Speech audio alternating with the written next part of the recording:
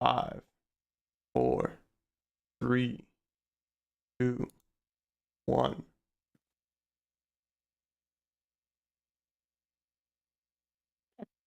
Getting old as shit, bro. 32, nigga. I can't believe it, bro. Can we have like a kind of close to midlife crisis? But no, never mind, never mind. What's good, everybody? Hope y'all are doing well. Stat Man Tripp, we're back in the building. Welcome back to episode 32 of No Cooldown, man. The No Cooldown podcast. We're back again. Make sure you guys show some love, man. We've been rolling for a little while, man. Of course, back from DreamCon, and we are back in the building. The dynamic duo is back in the building. You know what I'm saying? He's back. A little bit of sickness, but he overcame it. You know what I'm saying? Jordan, the flu game, got some stuff up while he was in the bunker. He's here now. The Bodega Baron has returned to the pod. When easy, how you doing, sir? I'm doing a lot better. I'm doing a lot better. Fuck COVID, that's for sure. Factuals, man. I about to say, had my man's down now for a minute, but you can't kill a real one. You heard me right. You heard me right. You can't kill a real one, man. But yeah, speaking of real, man, why don't y'all be real? You know what I'm saying? Supporters. You know what I'm saying? I need all the leaders of their friend groups to go right there on all social platforms, on all audio platforms. You know what I'm saying? What's it called? Spotify and what's it called? Spotify and Apple Podcasts and rate us 5 stars, man. For real, for real. You know what I'm saying? Help supporters get up the algorithm, man. Get us in front of new sets of eyes. And the more the podcast grows, the more we can give back.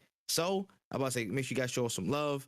And yeah, man, it's been an interesting week in terms of news. Like there hasn't been too much, but then there's been like some heavy, news drops. Like all the conventions and stuff has still been rolling on. Some new things, couple surprise, things happen out the gate. So I mean, interesting. But before that, how you feeling? I'm about to say aside from all the COVID stuff, how you feeling, Wayne? How you feel about this week? Pretty energized. I was actually able to get some work done. Got 2 videos out. More videos planned and getting ready to record. We also have some new content tomorrow as well. We're doing a big another collaboration with Growth. So there's a lot of the Nice. ball is rolling. We're getting out there. We're trying to get as much content out as possible. It's crazy, bro. It's crazy. Like the amount of just output. It's starting to hit critical mass, bro. I think it's only gonna get better, especially with the the next month incoming and all the stuff that we have in the works in the background. Like I know for me personally, I started my new sports channel. You know what I'm saying? Full time Trip. If y'all have not checked it out, if y'all into all that football, soccer, sports stuff, go check that out because I got new content dropping on that side. Something I've been meaning to start for a while. You know what I'm saying? There's a bunch of dope stuff coming, stuff that's redacted. Can't say that yet, but it's gonna be dope, bro. It's gonna be dope, man. Make sure you guys lock in with us on all fronts. But on the no cooldown side, we got a lot of good news to break down and talk about, man. It's been a while, you know what I'm saying, since we tackled this. It's been like a couple weeks, you know what I'm saying, since we tackled this, you know what I'm saying, on the tag team style. But when are you ready? I am ready. Let's get to it, man. Let's get to it. We got 3 stories in the warm. Well, actually, one quick note and 2 stories for the warm up. So first and foremost, I don't know if you saw this, but it was like on a bunch of bunch of people retweeted on Twitter and stuff, and then Kotaku picked it up. But there was like some wrestling match that was going on, like some indie promotion, and I'm a wrestling fan, so like I'll like turn my eye to some of this stuff.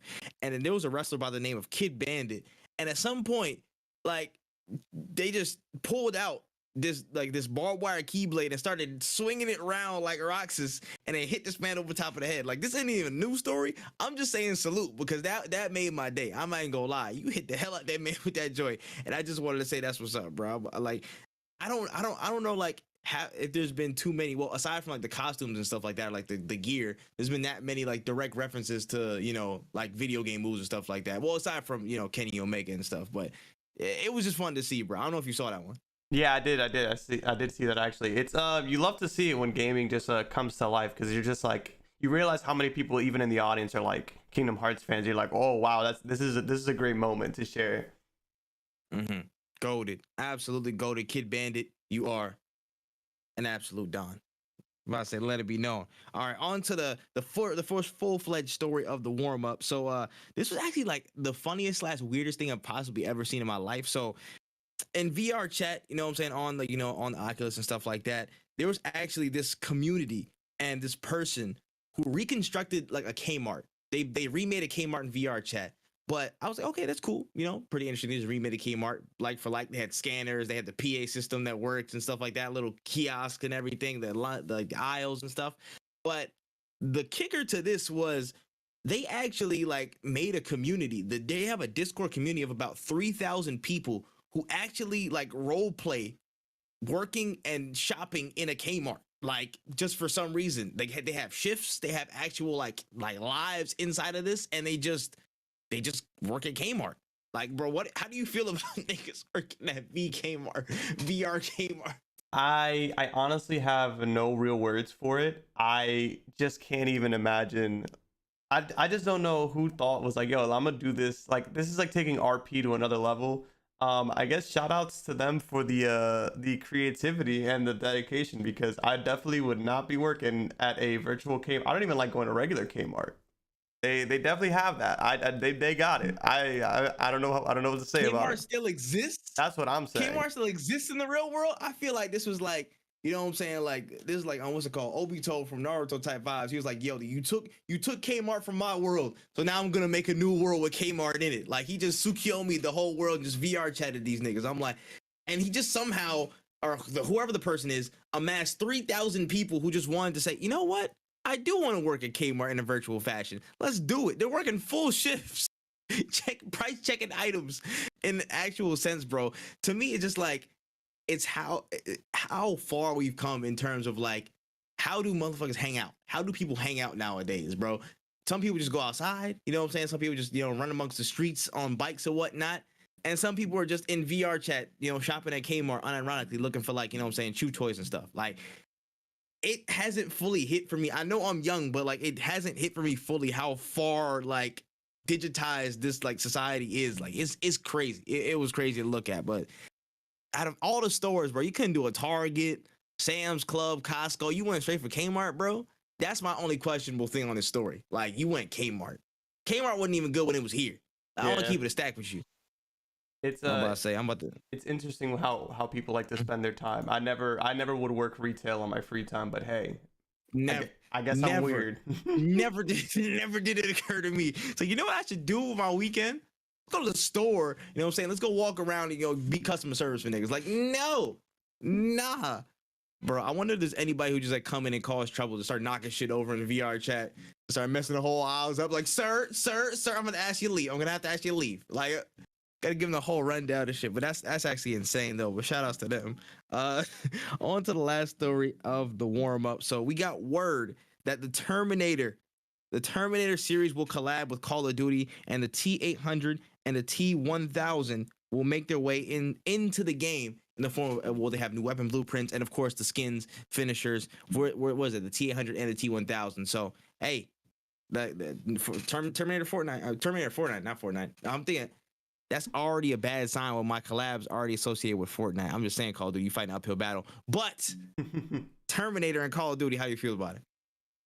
Well, I guess like the thing about Call of Duty is I would like to see them get wackier with their battle royale, as weird as that sounds. I think this is really good collaboration. I think it's an awesome start. I would love to see what it plays like. I would love to see how the community reacts to it. Will it bring me back to Call of Duty? No. But, good for them. Good for them that they're doing collabs and that they're still kicking. Yeah, no, 100%. I thought this was actually really like it fits Call of Duty, exactly. Honestly. And then have they had Terminator before? I'm not sure, but I think they had Rambo. I think that was the most they did, but I'm not sure. They had Rambo. They 100% had Rambo. But this to me it fits. It fits. You know what I'm saying? Depending on the finishers or whatnot, like it just felt like it made sense. It made 100% sense. Like, you and Attack on Titan did not make sense whatsoever. I don't know how he was gonna pull that off, but whatever. It's just a random ass fan speaking or whatever. You know what I'm saying? But this looks really cool. The skins look really cool. The reactive liquid metal type stuff. The weapon blueprints look actually like pretty dope. So honestly, that's like a solid collaboration, man. I gave some points to the good Call of Duty. Actually did. You know what I'm saying? A solid there. I can't fault you. All right. That's all of that. You know what I'm saying? Legs warmed up. We good. All loose. Getting ready for the main stories. And let's start off with the pretty big one from the last week. We got some new details on exactly what EA and Marvel are working on, and it is now revealed that a game is being developed set in the Black Panther, area of the Marvel universe. A Black Panther game is coming from EA, and we got some details from Game Informant Jeff Grubb, as he stated It's being developed by ex-Monolith VP Kevin Stevens and published by EA under their new Seattle studio. It's going to be an open-world single-player experience where the old Black Panther dies and the main character will be the focus of you becoming the new Black Panther. So that's all the details we have. It's still pretty early in development, but we have some type of direction on where we're going with this new EA game. So it's Black Panther, single-player open world. How do we feel about this one? I would love if you would have told me Sucker Punch was making a Black Panther game. I'd have been like, oh, that's awesome. Actually, Sucker Punch has made the Infamous series. Those games are awesome. Even Ubisoft, I would have been like, okay, the Assassin's Creed series, I could see something there. I'm not really sure what. I can't, like, off the top of my head think of a good single player superhero experience out of Ubisoft, out of EA. Off the top of my head though. Would it be cool? Yes, it really ultimately depends on who's heading it, who's making it. There's room for success here, but there's also room for failure as well, because we all love Black Panther. It is a area in the Marvel universe that I feel like still hasn't been fully fleshed out. Like, I feel like we know so much about Iron Man, we know so much about these other characters because of the MCU, but Black Panther is an area that we haven't really touched on too much. I would love to see what it's like. Do I have high hopes for it? Not even a little bit. But I think I would love for this game to be good, because a good Black Panther game would be sick. Like, who wouldn't want that? Now, I will say this. When I heard Monolith, I immediately thought, okay, I'm not too mad at this, because for those that don't know, Monolith was the team that developed the Shadow of War game, so Shadow of Mordor and Shadows of War. And that open world single player experience was fantastic. And I feel like it doesn't get mentioned enough nowadays. It was a top tier experience to me. It was a very, very good game that surprised a lot of people when it came out. So I look at that game and I see, okay, listen, they have a basis. They have experience in that multiplayer genre. They have experience of making, a character just super badass. And so it's operating in that way. The only concern I would have between them is maybe a little bit of the fluidity of movement that Black Panther has and how they can, replicate that in their game. It's probably the only concern I have. But again, this Monolith ex-VP Kevin Stevens, and according to some of those reports as well, some of the staff, some of the veterans from that team, the Monolith team, are going with him to that new EA studio, and then they're going to be working on that. So they're coming with that, that build. They're coming with that experience. They're coming with that, that resume, and it makes me a lot less worried than I initially was, because I don't know who the hell is going to be heading it up. So having that basis already made me a little less worried. Like, hey, listen, you know what? They worked on Shadows of War. I love Shadows of War. Like, even more so, my little brother played more Shadows of Mordor and War than me. Like, I love those games, but he OD'd. He 100% knows. He barely plays games like that. Like, he don't even rock with shit like that. And when he was like in it, he was in it. So I knew it was a good game based just off of that, my playthrough, and just especially him taking to it. So that's cool. The thing that I still have concerns over, I feel like a lot of people have voiced that concern, is where the story is going to go exactly.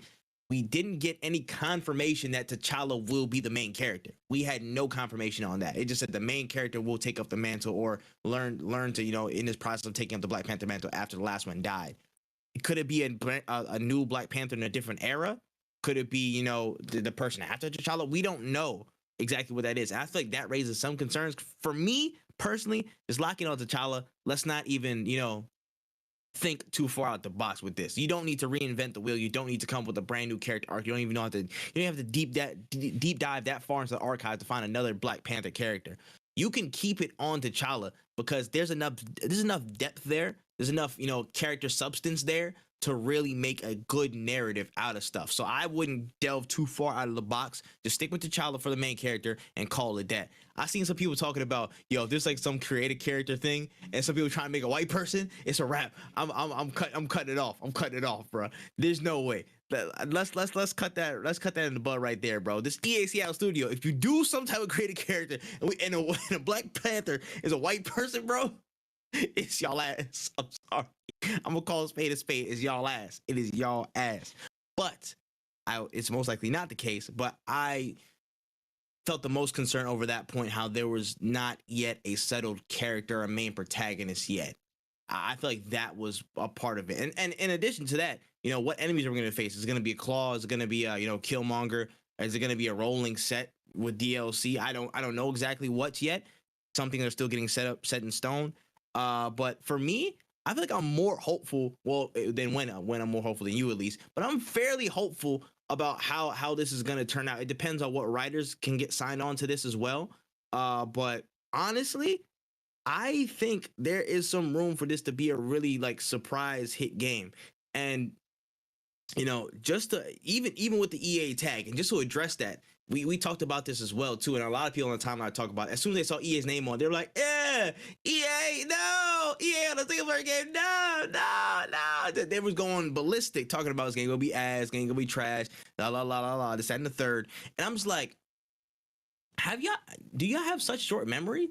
Do y'all not remember when Jedi Fallen Order dropped under EA's banner name and it was there? Titanfall 2 is one of the best single player campaigns of any FPS and in overall in a long time.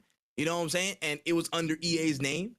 They've done it. It Takes Two under EA's name. Like, there are several titles that have been single player focused or co-op focused, narrative focused, that were under EA's publishing banner that turned out great. So I wouldn't give too much credence to EA's name being attached to this. I personally wouldn't. I would look more at the team that's working on it, which is, again, ex-Monolith devs, and then the actual details, the actual devil in the details of, okay, who's the characters, who's the cast, what does the gameplay look like when we first see it. People are already jumping to conclusions off this stuff just because they see EA's name next to it, and I personally wouldn't give them that much, I wouldn't, what's the word? I wouldn't give them that much slack off rip like this. If it was EA next, like some FPS game now, I would be like, yo, listen, y'all dropped 2042. You know what I'm saying? If y'all games that launch are ass, like, we're gonna have to have some problems. You know what I'm saying? That $90 conversation will have to come back into play. But for this, I'm just like, chill. Give it time to cook. EA under publishing, they usually let their studios cook, so let them cook.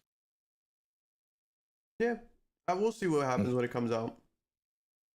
Yeah, we'll see, man. I want it to be good. You already know how I feel about Black Panther. You know what I'm saying? So it's hopefully, fingers crossed, should be a good one, but we'll see in time. On to the next story. So we're hearing some rumors sprout up this week about the cloud console Google Stadia being set to end their streaming service by the end of the summer. Now, there wasn't too much confirmation on this, so take these rumors with a grain of salt, but it said that one of the internal teams that were responsible for exclusive games and contracts were dissolved, and the game console has been turned into a foregone conclusion by Google's major heads. So, it looks like there hasn't been much traction with Google Stadia, and it's unfortunately going to be coming to a close at some point in the near future. How do you feel about this one? It's kind of like a moment. It's like an I told you so. It's really annoying when people just don't listen to the consumer. People have been complaining about streaming games since streaming games became a thing.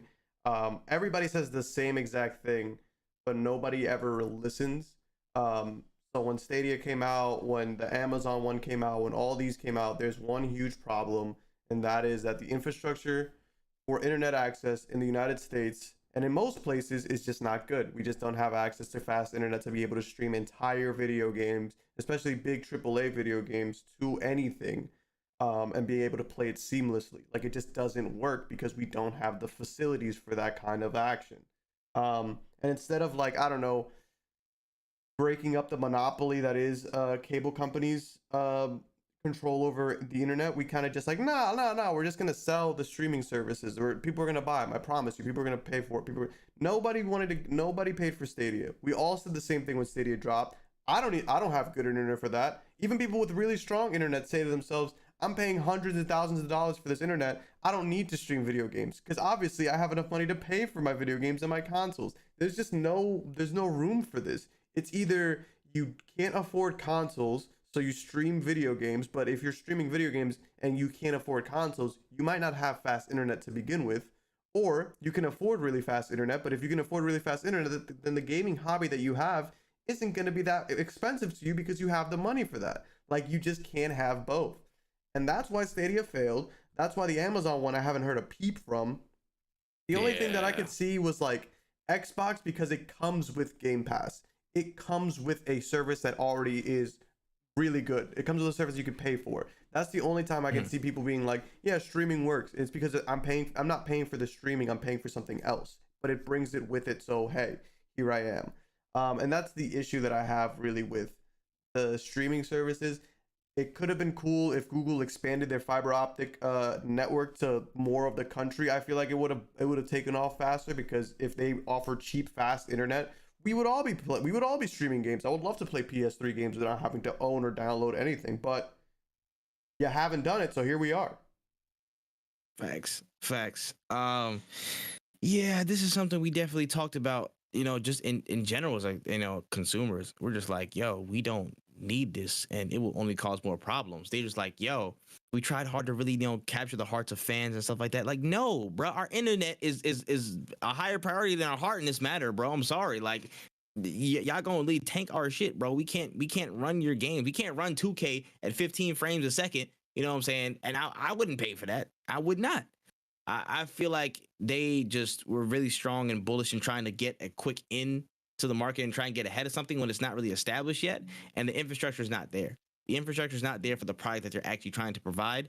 So it's gonna flop. It's gonna flop because there's no true demand for it. You're too far ahead of the curve. Like, because at some point that probably will become an innovation. Hopefully, if the infrastructure of the United States like actually fixes up, like, if that becomes a norm, then that will become a viable product and service, because again, now you're pricing into the right people. But you were just way too ahead of the curve in a system and a place where a lot of these, again, like one said, the internet is just not good. A lot of internet connectivity is just piss poor, and people can barely get on, what I'm saying, their regular consoles with that, let alone their phones, let alone anything else. And you want to tank all their stuff by putting a Google Stadia on this. It wasn't viable for the current environment, and it just another L, bro. But Google got this money to spend anyway, so I'm not even like, I don't even care. Google got that money to spend. It was just kind of like an experimental project to see what worked and what didn't, because they'll probably come out with another streaming like console in like 10 years time, and you just be like, oh yeah, hey, listen, the Google, the Google Dome is here, not the Stadia, the Domia. It's just, we're just chilling, bro, like new stuff. So it's very interesting to see how quickly they just moved on from it. But hey, listen, it is what it is, man. Another console in the grave, bury it 6 feet deep next to the Ouya, and we'll move on. Yeah, we'll see what happens, but I don't see streaming coming back unless real things change. Yep, 100%, 100%. All right, on to the next story of the week. Annapurna Interactive had a little hour-long showcase to give the people the scoop on what they're working on next, and we got a few announcements on what's to come. Now, aside from the known games that were on the showcase, like The Outer Wilds and What Remains of Edith Finch, getting some new console ports and going to new platforms. And there was a couple of different featurettes for new titles coming, like Forever Ago, Yarn Owl. Like, we didn't get any gameplay for them. We just got some talks. We got a couple of new gameplay looks from a few titles on the show. First and foremost, we had a look at Thirsty Suitors. Now, we saw this game several months ago. I'm not sure what showcase, but we did see it a few months ago, and it showed off a lot more gameplay, just the overview of what we're going to be able to do in the game. It's going to be turn-based, choice-driven gameplay, going through a lot of thirsty people, as it were. But there's cooking sections. Of course, there's a turn-based battle gameplay. There's the choice in the dialogue trees and what you actually say. And there's even a skateboard section where you can actually be in a park and hit combos Tony Hawk style. And it just seems like a really interesting mix of just different activities. I feel like it looked like a different style Persona, low key, with like less lines. I ain't gonna front of you. It like there's less dialogue lines. But how'd you feel about this one? It looked really interesting. I've been following this game for a minute. I'm kind of excited to play it because I think it's very interesting. I would love to get my hands on it, and it's an Annapurna game, so it's definitely going to be interesting at least. So I'm excited to see. I can't wait to actually play it. Yeah, no, 100%.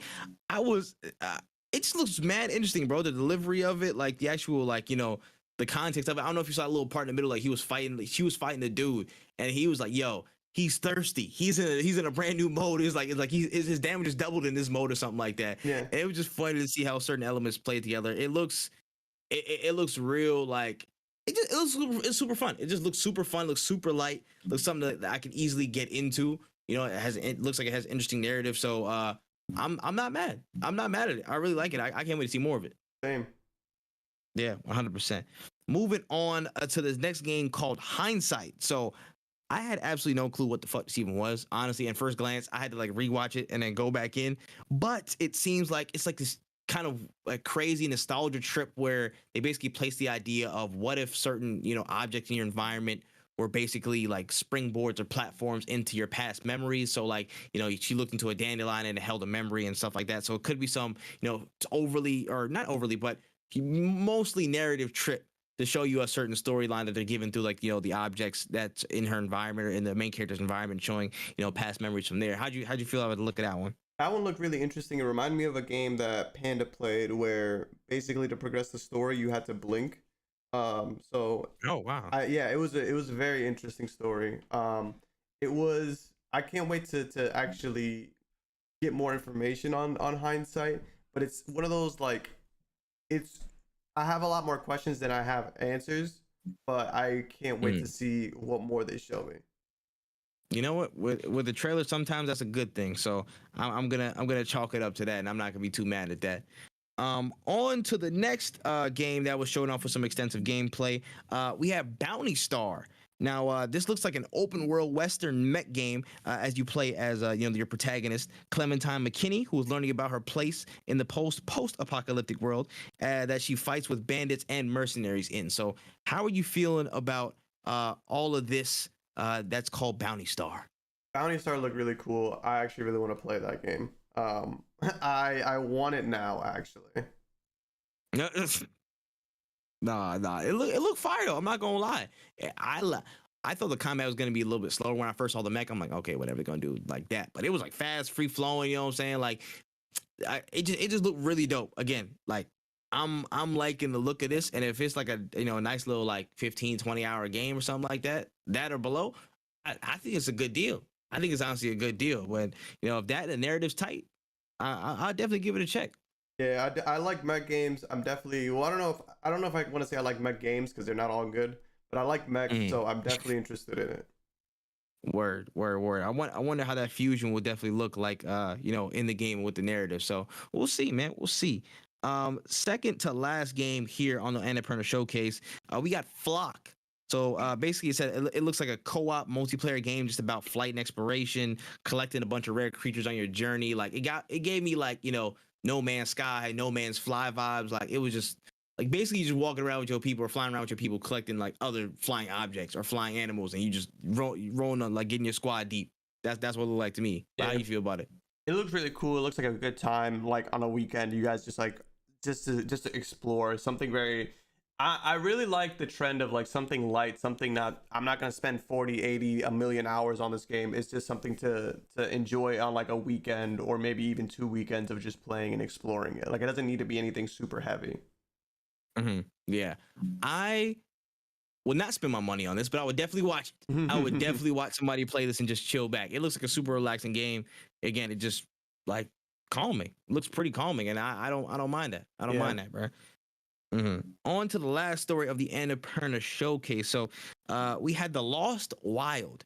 And this is looking like a survival horror game about making your way through a deserted island that's filled with dinosaurs, Jurassic Park style, as you look to find the truth of the island and a way out of it. So, how are you feeling about The Lost Wild? It's crazy that they're making a dinosaur game like this before Jurassic Park has made a dinosaur game like this. Bro, I thought they were supposed to come out with a game. I thought this was like you could have showed me this and told me and not show me the title and been like, oh, this is a Jurassic Park game. I'd have been like, oh, finally a game that makes sense for them. It's kind of nuts because like I feel like this captures the essence of what made the first Jurassic Park really good. And it's funny that it's them making it and not Jurassic Park. So shout outs to them for seeing it, for seeing the lane. Yeah, word, bro. You know what I'm saying? Life, and great games. They find a way, boy. They find a way. It just don't make no sense how certain companies will see or they don't listen to the amount of feedback of, hey, you should probably do this because this would be like pretty dope. I don't understand companies have their strategy, they have their thing, but like, and then somebody else does it. And then they scream at you louder, like, "Oh, you didn't do it!" And I'm like, "Oh, shoot, we should probably do it." You know what I'm Yeah. saying? So I wouldn't be surprised if they drop something like that, like, "Oh yeah, Jurassic World Dominion, the game." You know what I'm saying? Not just one of the regular TV movies, like an actual survival horror, like in this lane. But I definitely agree, and that's a really good point, just about like some of the fear factor and stuff around that first Jurassic Park, and that element that was, like probably not in as much of the other movies that again, it feels really apparent in this. So yeah, good spot on that for sure, for sure. Look interesting, look interesting. Yeah, I can't wait to see more from it. Yeah, I'm about to say, and I haven't played too many survival horrors in a minute. Like last one I played was like the first Forest. That was the last one I played, and that was a brick ago. That was a long time ago. So interested to see how that one develops. Actually, all right, and that was the Annapurna Showcase, man. I like a couple good games, pretty decent looking, but yeah, solid overall. Yeah. Moving on. Oh, go ahead. No, I was gonna say, yeah, I like that they're doing like short showcases for things. Yeah, I'm not gonna lie. Again, at this point I wasn't expecting any until Gamescom, which is like in a couple of weeks now. Yeah. So glad they got this in now. For sure. Mm-hmm. All right, on to the next story. Every day I think of dad jokes, and I'm just like, I'm not even a fucking father yet. So this is painstaking, but also hilarious. But I didn't see it coming. Didn't see it. But John Cena is coming to Fortnite, baby. He's coming to Fortnite with a brand new skin, WWE Championship back bling, and the "You Can't See Me" emote. Cena's he's already in the game. Actually, he came in last night, 8 p.m. July 28th. So he's in the game right now. All you get here is that the theme song is in the back too. If you do that, if they do the emote, so here's a. So you go get everything, bro. You go get the whole package, man. How we feel about John Cena in Fortnite? Like it's cool every time there's a new Fortnite collab. It's always like, man, this is cool. Like you really can't hate on it. John Cena, obviously iconic individual in wrestling, out of wrestling. Love to have him in Fortnite. I honestly am very tempted in buying, just even if it's just the emote, because that intro song is just too iconic. What they talking about? They talking about, imagine, bro, you get somebody down in the game, bro, middle of tilted towers, you know what I'm saying? You take them up to the top and you're carrying them in the what's it called, the AA position, bro. Yeah. You just throw them all like it's the AA. Like, what are you talking about, bro? Hit them game chat, bro. Like, what? Yeah, that's crazy. That's cool. crazy. That is cool. Actually insane, bro. Fortnite, bro. Why do y'all just continually make dope stuff right now, bro? The turnaround, I don't know. Like literally, like no build mode was the seed. It was just like now everything. I feel like I'm just like, dang, that's actually pretty fire. I might spend money on that, bro. Yeah. I might actually have to buy this back, like the back bling and the damn thing and the what's it called, and the emote, bro. Like that's crazy, bro. That's crazy. They got the Rock in there as a foundation. They got John Cena, bro. Like it's a wrap. It's a wrap, bro. You gotta love it. You gotta love it. Fortnite goated. John Cena goated. You love to see it. All right. On to a bigger story from this week. You actually got a couple of different little subtopics in this one, but multiverses. This week, the multiverses open beta, again, it opened, so to speak, to everybody. It's now going to be available on all platforms, and it is now on console, Xbox, PlayStation, and on PC markets on Epic Game Store and Steam.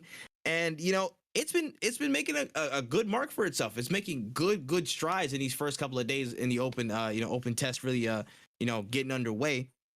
And first and foremost, just to kind of dissuade any fears or anything like that, the team at Player First Games, they came out and stated that any progress made from here on out will stay with you even if you're in the beta. So I think they're really going towards that soft launch route.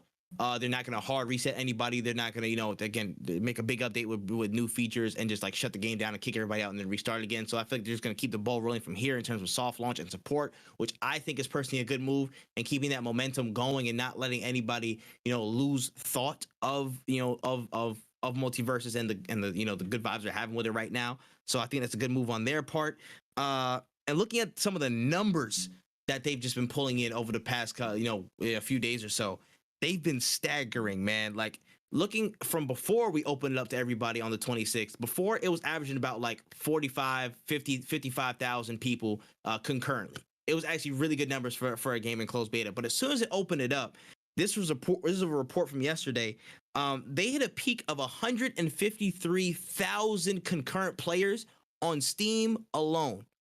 On just one platform, on Steam by itself, over 153K eclipsing any other fighting game in the category in terms of concurrent players on Steam. That's insane to think about, man. And it's continuing that strong retention over the past few days, man. It's been continuing that trend. Like they've been really, really high numbers. They've been, again, this is excluding every other platform it's on, and it's wild. It's wild, man. Just so first, speaking about the numbers and some of the support that Multiverse has gotten so far. How do you feel about it? The game is really, really good, man. Like it's just really. When I first played it, like I was like, I like this, but I don't know if this is gonna be strong enough to compete with like some of the heavy hitters that we have out. But this game is just, it's insane. It's so good, it's scary in a sense. Like I'm scared that this is like a short-lived moment, but I don't think that it is. Like it's really, really good. Shout outs to the team for doing this. Like this is insane, because if this momentum continues, this could be the beginning of a era defining game, so to speak. Like this could be the Smash Bros Melee of this generation when you really think about it, because when Melee dropped, nobody knew the kind of impact it would have on gaming in general. Nobody could have predicted that, and this game is seeming to shape up something like that, a renaissance of fighting games, so to speak. This could be that game. And it's amazing to see. You can tell that the people behind this game really, really genuinely fucking love the game that they're making and are genuinely trying to create an amazing experience. It is honestly, it's refreshing. It's truly refreshing to see people give a fuck about video games. That's really what it feels like.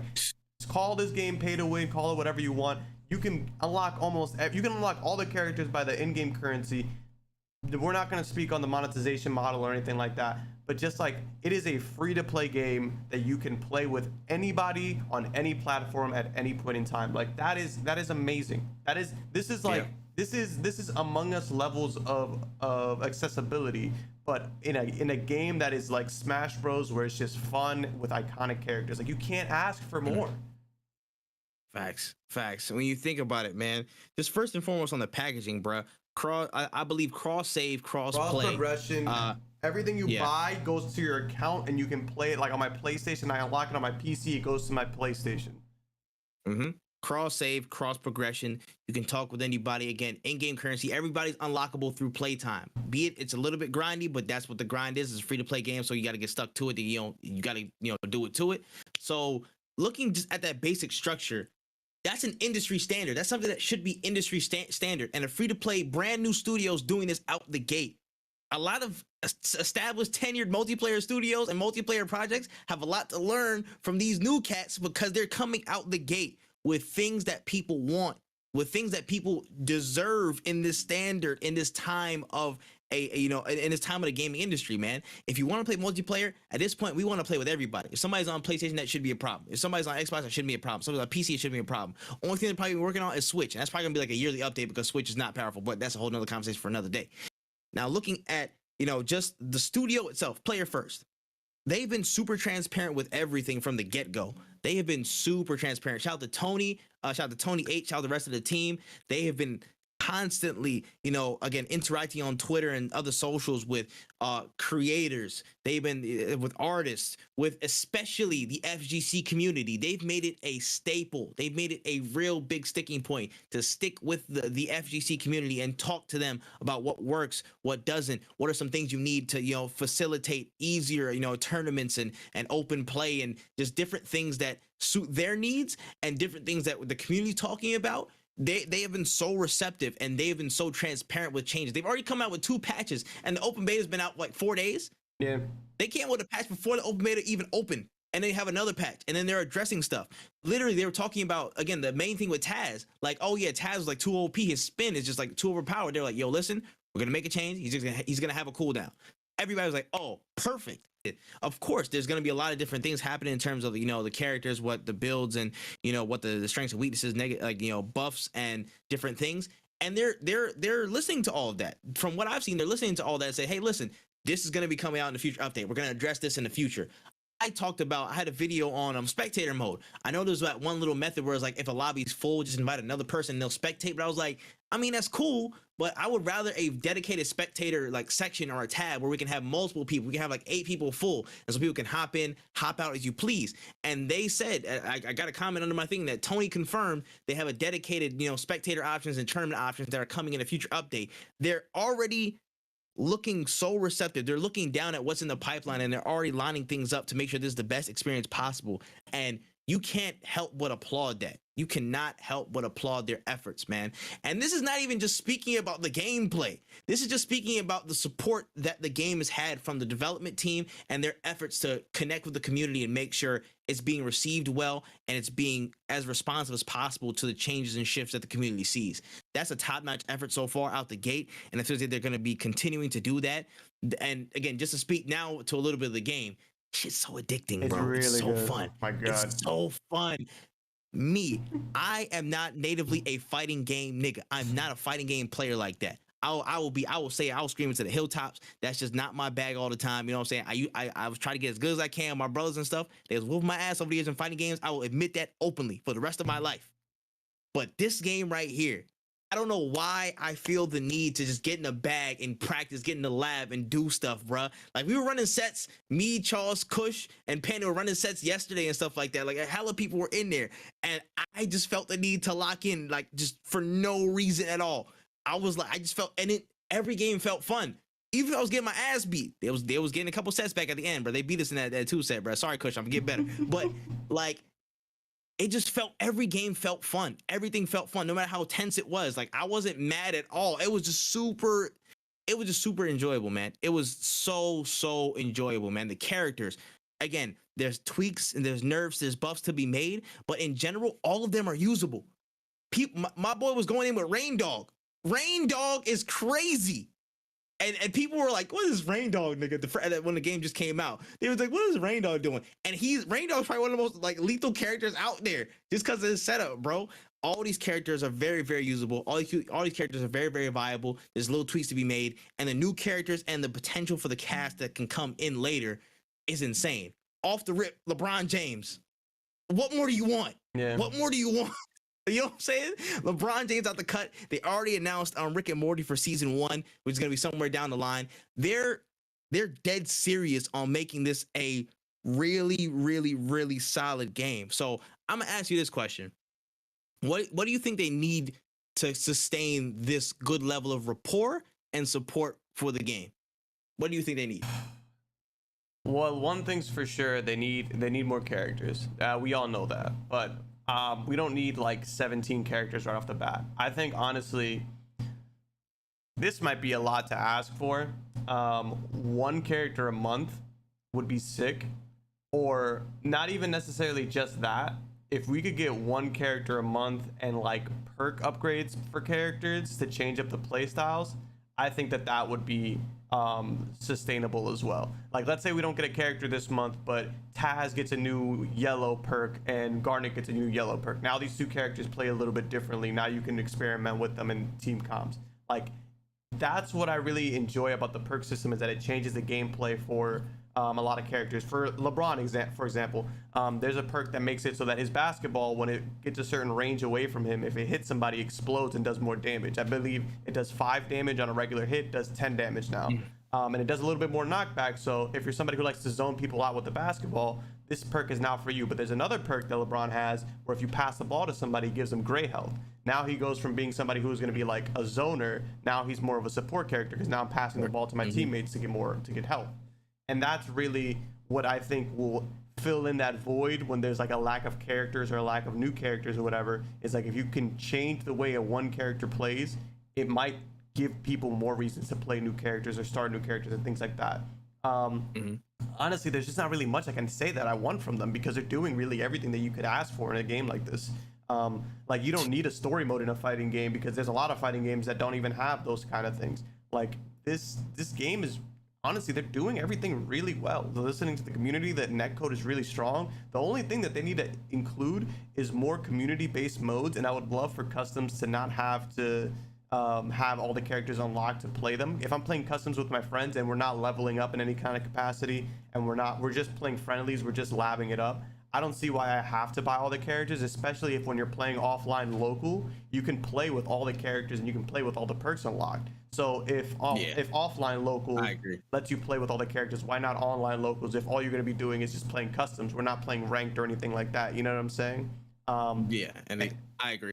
I think it's fair because, again, if you're playing competitively online or any kind of capacity like that, if you want to argue the fact that, like, oh, if you're going to join like a real tournament for real money, like hosted by WB or hosted by Multiverses, then you have to have these characters bought and unlocked. You can, yeah, sure, whatever, dude. I don't care. Like, we will throw money at you.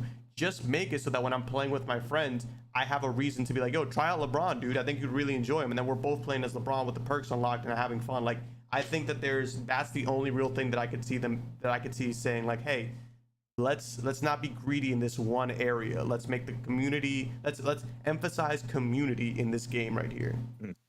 Yep. And to add on to that, if you unlock it in online customs, it just enables the capacity for more content, and that means your game's getting more buzz. Think about that. If you're in a lobby, if we're all in the lobby, right? Think about how many ideas we have. Oh, let's all play as LeBron, just have different builds. Like, you have these perks, you have that perk, you have that yellow, you have this one. You know what I'm saying? You build that, all Rain Dog lobbies or whatever. Like, having the choice in those custom lobbies where there's no consequence, there's no leveling, there's no nothing, that only opens up more content possibilities for people, or even just more enjoyment. Like, people just want to play different stuff and have different like setups and different builds. They don't want to be subjected to the free rotation all the time. So if you open that up, that means that's way more lines of people that, you know, again, have custom lobbies, have different specifications of matches, and that just, you know, again, snowballs and funnels into more fun for them, more enjoyment of the game, more stuff, and more retention of consumers for you. So it's a win-win.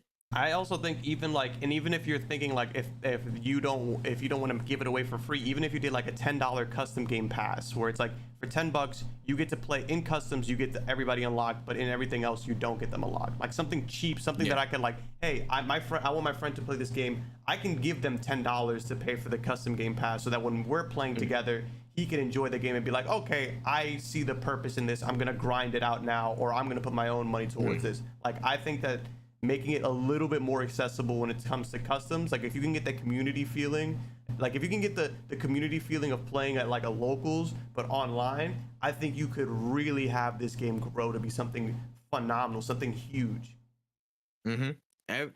Every I feel like the basics are there. The community support, the community outreach, the gameplay, the network support. A lot of these parameters are met at the base level, but now it's just expanding them and building them out so they become fortified. You can't mess with that now. They have a great foundation. It's just time to build on it. It's time to start building on it. I think they're going to make their way to do just that. But before we get off of this topic, man, I know you talked about it earlier today in a video, man. Wotaku channel, the WOTAKU channel on YouTube. Make sure you guys check out Wen's latest video. Just wanted to speak a little bit more about some of the naysayers to Multiverses, because you know, as we know, the game came out. Of course, a lot of people are loving it, but some people online are just actively shitting on it for some reason. They're not showing it the love that other people are. It's a lot of, you know what I'm saying, blind hate going around. So I mean, thoughts on some of the people bashing Multiverses, saying it's not a fighter, things of that nature. How do you feel about that?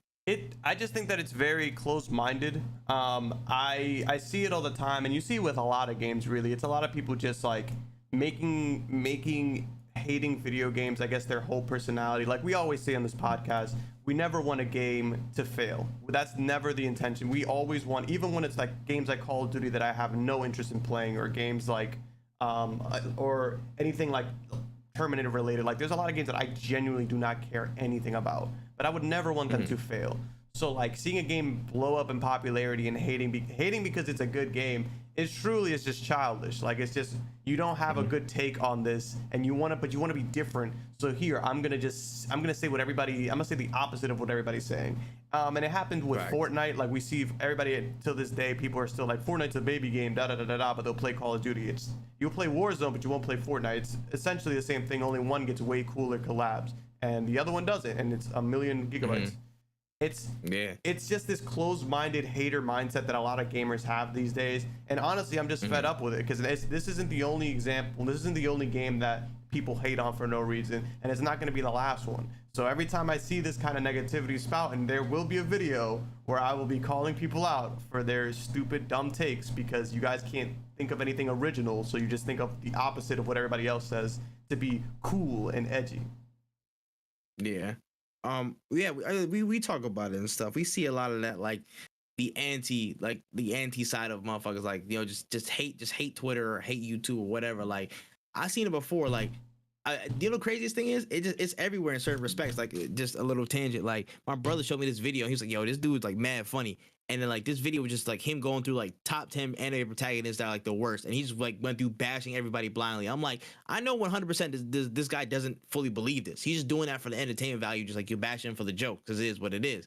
But some people just really take to that hater shit, and I'm just like, I mean, listen, instance, it's hilarious. I will be honest, but some people unironically just want to hate these games just for clout, just for whatever, or to seem, you know, aside from the normal people actually supporting a game, wanting to see do good, you know, like things like that. So it's mad weird behavior, bro. If your sole like gut reaction is to hate on something just for the, you know, the little buzz or whatever, you a loser. I'm sorry, you're a loser.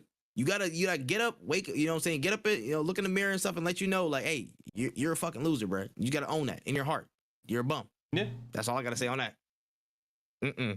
Wow. But shout out Multiverses, though. You're doing your damn thing. Carry on.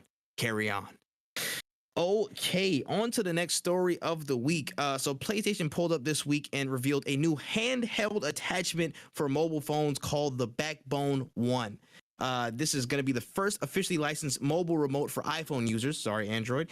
This can be used with the Remote Play app for consoles, PlayStation app integrations, and of course, again, playing a bunch of different mobile games.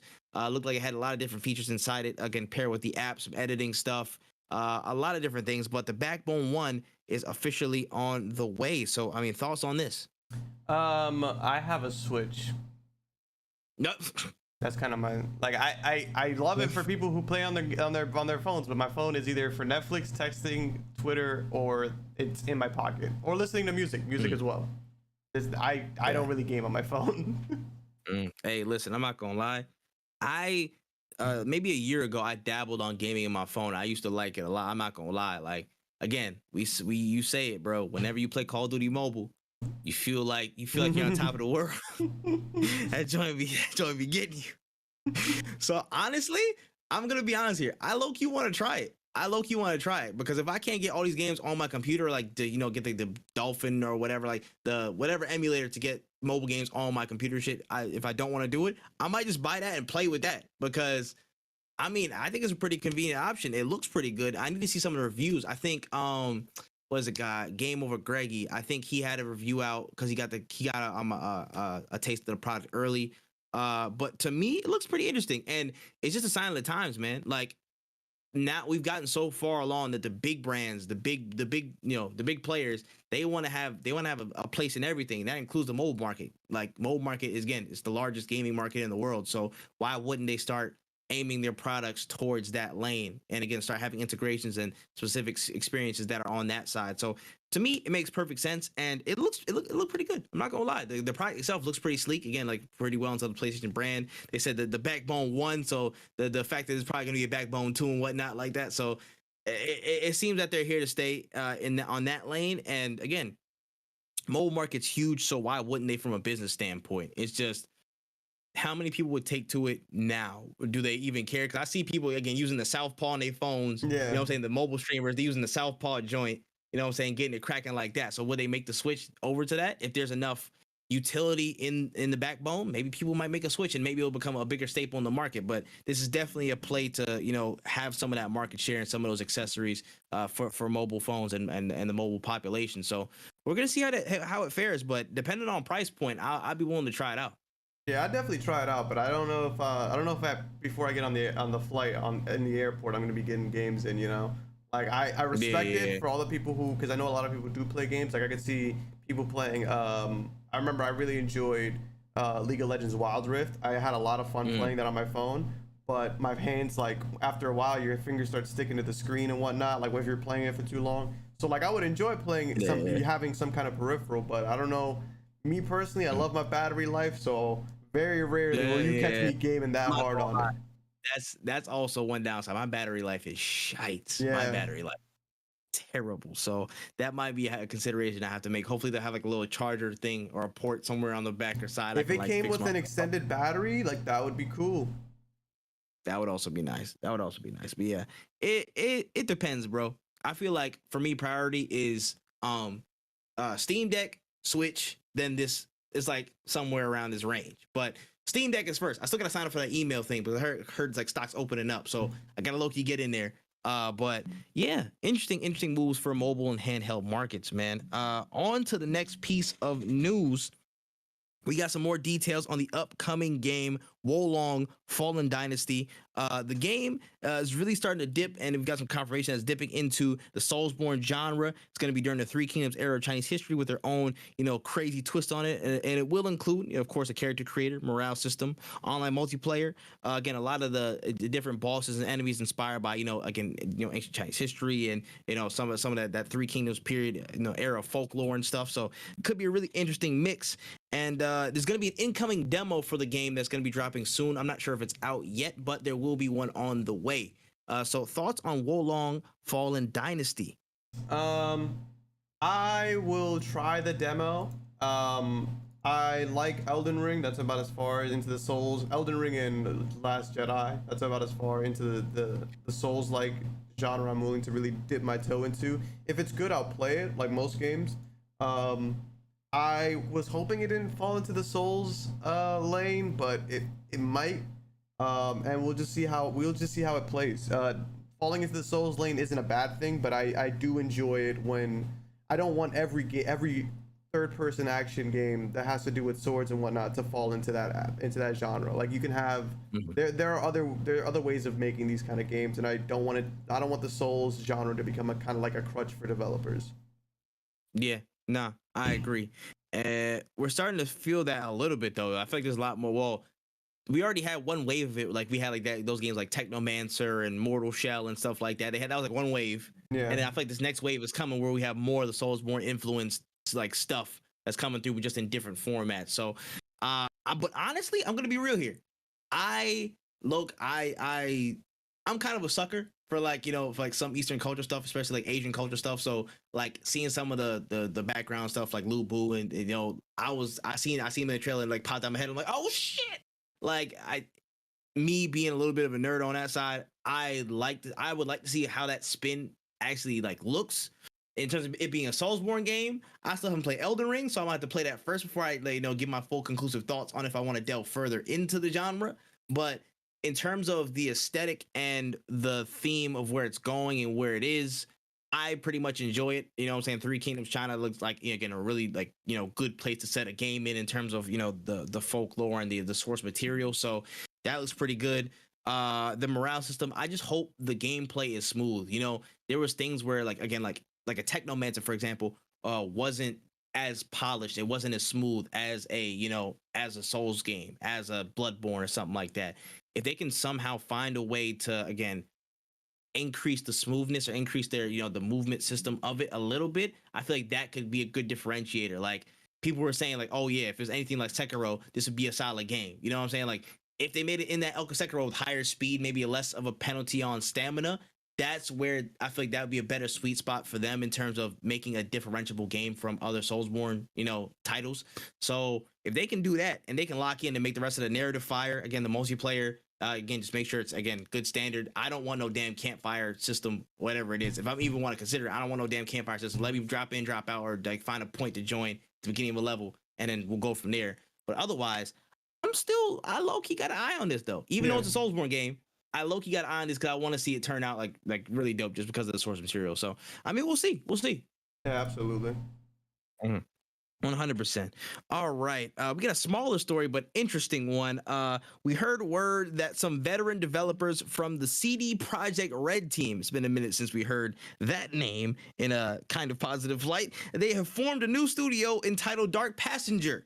And they're now at work on a game set in feudal Japan. So brand new studio. They're working on a game in feudal Japan. They've been in pre-production for 2 years now, and they're actively in development. They're going to start again production soon. How do you feel about Dark Passenger, them starting up, and a game in feudal Japan? I hot take. I feel like we have a good amount of samurai games for right now. And by that I don't mean like I don't want any more for samurai games in general. Like I would love another Ghost of Tsushima. I would love another Sekiro. I just don't see the purpose in CD Projekt Red also jumping into this genre, just mostly because like they're not from Japan. They're like a Swedish or like they're not from Asia at all. I don't think they're in Europe if I'm not mistaken. They're European. I think they're Polish. Yeah, that's our what CD Projekt Red was Polish. Yeah. So it's like I don't know why they're kind of diving into the samurai thing. I kind of just hate it when like one game does really well, so we're all like, oh, let's all just like try to recreate that, but in our own way. There's just so much cooler stuff that we could have done. Like I was hoping that with like Valhalla, we would see more Viking related games or more games in that area. Like there's just I just don't I don't want people who don't live in the culture to like create that Actually shit. Yeah, like make the it just I don't know. I respect that there's more Asian representation in video games, but I also just don't know if people are doing this because it's trendy or because they actually want to do this. You know what I'm saying? Kind of like the issue people had with Sifu, where it's like Sifu. Yeah, exactly. Are you doing this because you genuinely enjoy this culture, or are you just doing this because it's what's popular right now? Yeah, I agree, and that's a big kicking point. A big kicker for a lot of these devs that are doing these types of projects, and the intent is shown in your research. Now, if you come out and say, hey, listen, we're doing this game in feudal Japan, and we actually needed to consult a lot of people who are in the culture to really inform us on what was correct, what was proper, what is actually accurate to what we're trying to make, and make our specifications around that. If they come out and say this when they're developing the game, I'll be like, hey, you know what? That shows that they're doing research. They care about what they're trying to make, and they're trying to establish a standard of accuracy, of actually, honoring the culture that they're trying to make a game in. So if they do that, like a lot of companies should be doing, then I'll like, okay, you know what? I'll give it a pass. You guys are good. You guys come from a good development team. So you're doing that, and you're doing your due diligence from a cultural standpoint and an understanding, an understanding aspect. I'm cool with that. Now, again, if they don't do that, it's either one of two lanes. Either they kind of go surface level feudal Japan where they don't really delve into the actual deep, lines of the culture, and the story comes out bland and the world comes out bland, or they make a mistake, they go incorrect, they do something that's culturally wrong and they get their ass flamed for it. So the only option I see to correctly approach this is just to go and do the proper research. Go to Japan, go find developers who are really well versed in their own culture. Go find people who are well versed in their own culture and pull inspiration from that and bring them in to really flesh out the best thing that they can. And just to speak on the saturation of the Japanese game market, or like games set in Japan, listen, give me all them shits. I'm not gonna lie, I'm a whore for that lane. Throw whatever you want at me, I'll take it. I'm hey, take that out of context if you want. Yeah. But nah, in terms of feudal Japan, bro, I still, again, I can't get enough. I love that. Again, I fucking sucker for that shit, Kurosawa shit. I'm a sucker for it. So if it turns out heat, I'm gonna be tapped in. But in either case, I will be keep my ear to the streets on this project. Hopefully it turns out good. You know what I'm saying? No CD Projekt Red Cyberpunk, stigma on this. No, let's please not reset the PlayStation Store again, guys. Let's just keep it calm and we'll be good. I promise. But yeah, also one more thing I completely forgot. Last week I did not mention it after we came back from the pod. But I was to say, speaking of samurai games, man, Ghost of Tsushima 2 was definitely set to be released, and I got $1 from somebody. I got $1. I got $1, man. I got my $1. This man said, Sly 5? This Sly 5 ain't coming out, nigga. Sly 5, they said this dead. That joint dead. Let's go. that is, I definitely did lose that bet. I am a man of my word. Hey, I have the video. The vlog is coming soon. I literally have to go edit all that stuff. But I literally got the $1. He is a man of honor. You know what I'm saying? We verified this in person. I will thank you, sir. I thank you, sir. They put that damn dollar away. I dead ass remembered out of nowhere. I was like, yo, he dead ass gave me that dollar for that. Let's go. This is about to be my Mr. Krabs like first dollar, bro. I'm never letting that bitch go. All right. All right, on to the trailer trove, man. This is the section of the podcast where we talk about all the latest and more watchable media, i.e. anime, i.e. TV, i.e. movies. You know what I'm saying? And we have a couple of stories. First, I'm still fucking confused over the DC news. It seems that Ben Affleck is back in the cape and cowl for Aquaman 2, The Lost Kingdom, because Jason Momoa they were somehow at Warner Bros. Studios, and then he confirmed the news in addition to a picture with him, you know what I'm saying, in a suit, and that could just be any suit, but he confirmed the news, Jason Momoa. So like he's gonna be there, but they're not going with that Batman no more, or Snyderverse is eradicated. How do you feel about this, Deuce? I kind of don't even like acknowledge these movies anymore. Like at this, like Aquaman 2, I feel like all the movies in the Snyder Cut or the Snyderverse or however you want to call it, all these DC movies are eventually going to get rebooted. And the reason I say this is because I feel like even though Aquaman was considered a success, even though people are I don't know who is excited for the Flash, to be honest with you. I feel like Ezra Miller, after the Ezra Miller stuff, bro. Ezra Miller has literally ruined that franchise. Whatever movie comes out is not gonna get a sequel. I just cannot possibly see it happening. Yeah, I'm not gonna lie, bro. He did enough. He did enough theatrics on his own. Yeah, he got it, bro. So like, I don't see them continuing with any of these people as these characters anymore. I honestly can't even like this. If I was part of WB, I wouldn't even consider doing DC movies connected anymore. I would just continue to do things like the Batman and things disconnected, because there's no point in creating a universe after this headache of an ordeal that they've gone through in the past like 5-10 years or whatever.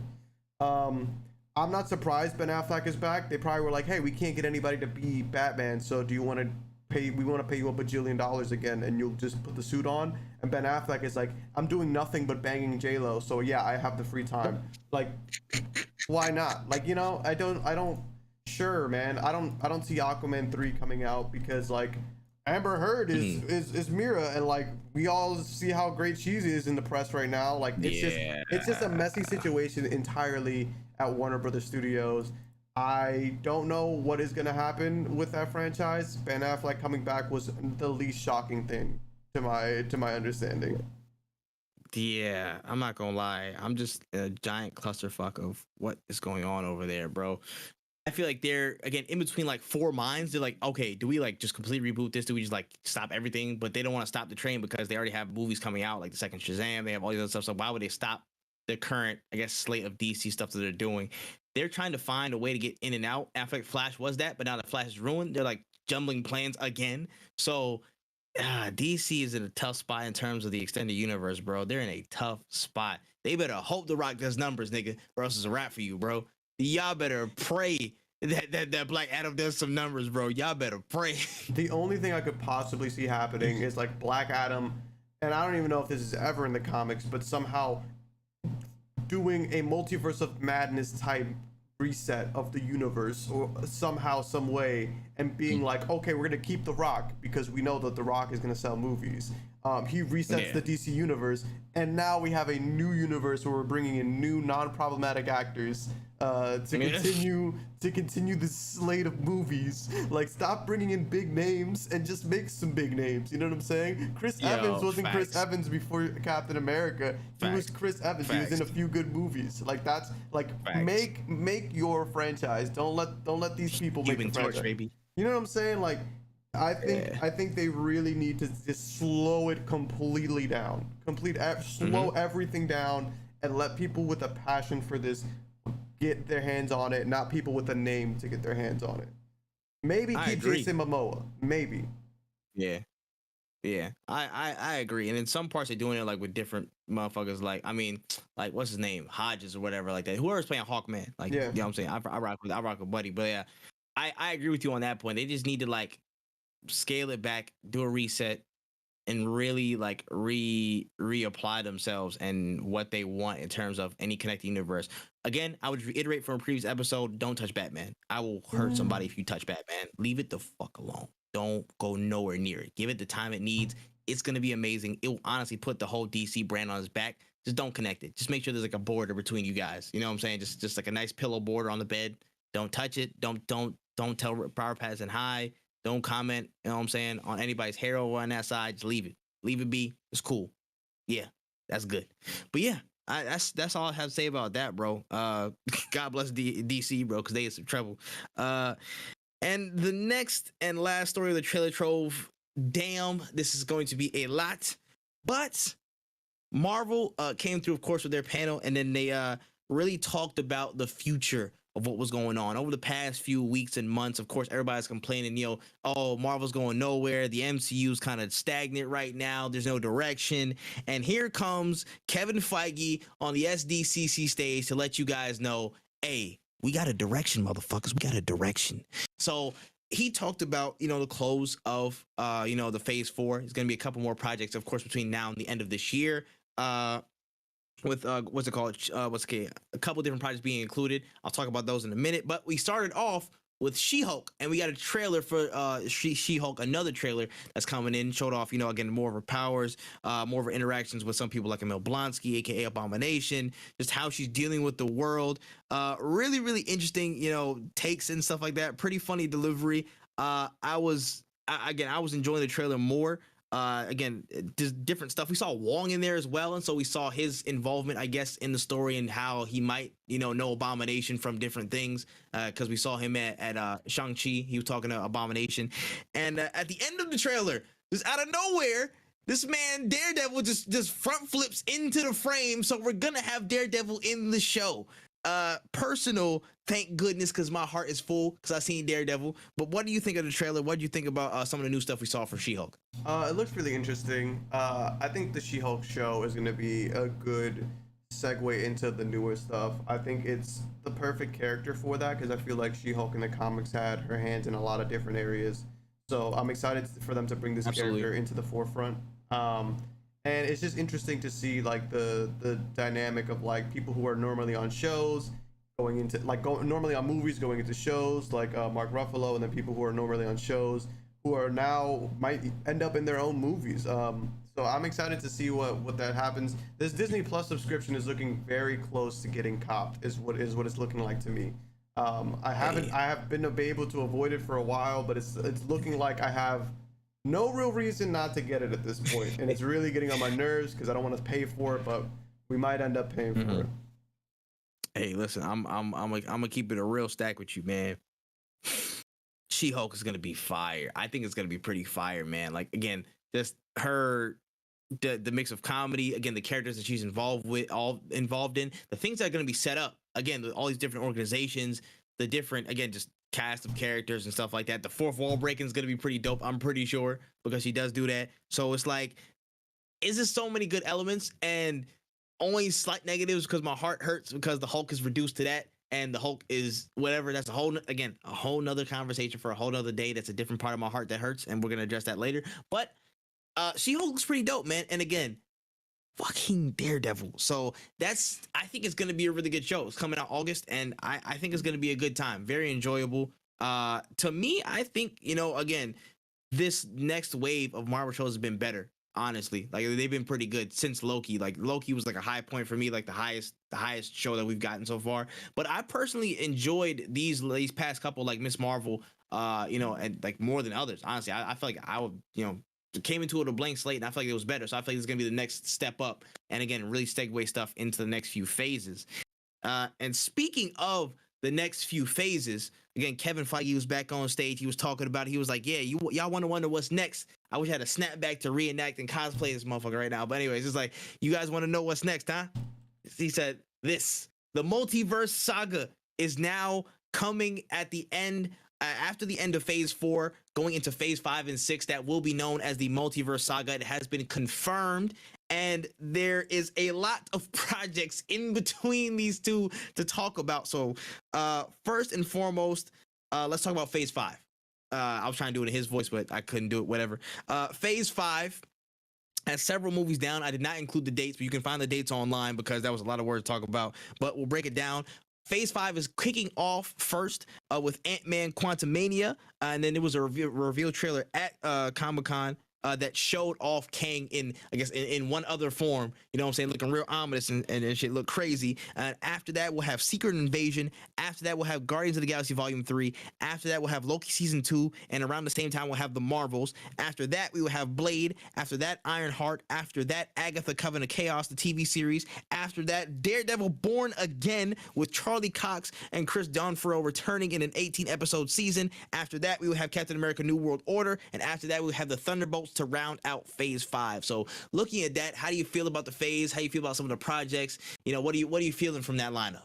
I like Paul Rudd, so I like the Ant-Man movies. I don't think two was that good, but I like Paul Rudd again, like I said, so I will watch that. Secret Invasion, sure. Guardians of the Galaxy 3, ugh. Loki, I gotta watch season 1. I know what happens, but I gotta watch these shows at some point. I'm probably not gonna watch Loki was gas. Loki was gas. I'm so lazy with these shows. Blade, I actually will watch. Ironheart, I actually will watch. Agatha, I don't even know who that is. Isn't that who is that? Chick from WandaVision. That's what I thought it was. Okay. Yes. Maybe. The thing is about Agatha, it's probably gonna be like I have no interest in watching it, but then I'm gonna find out that it was probably the best show that they released. Bro, that's gonna be a funny thing. How they always do it.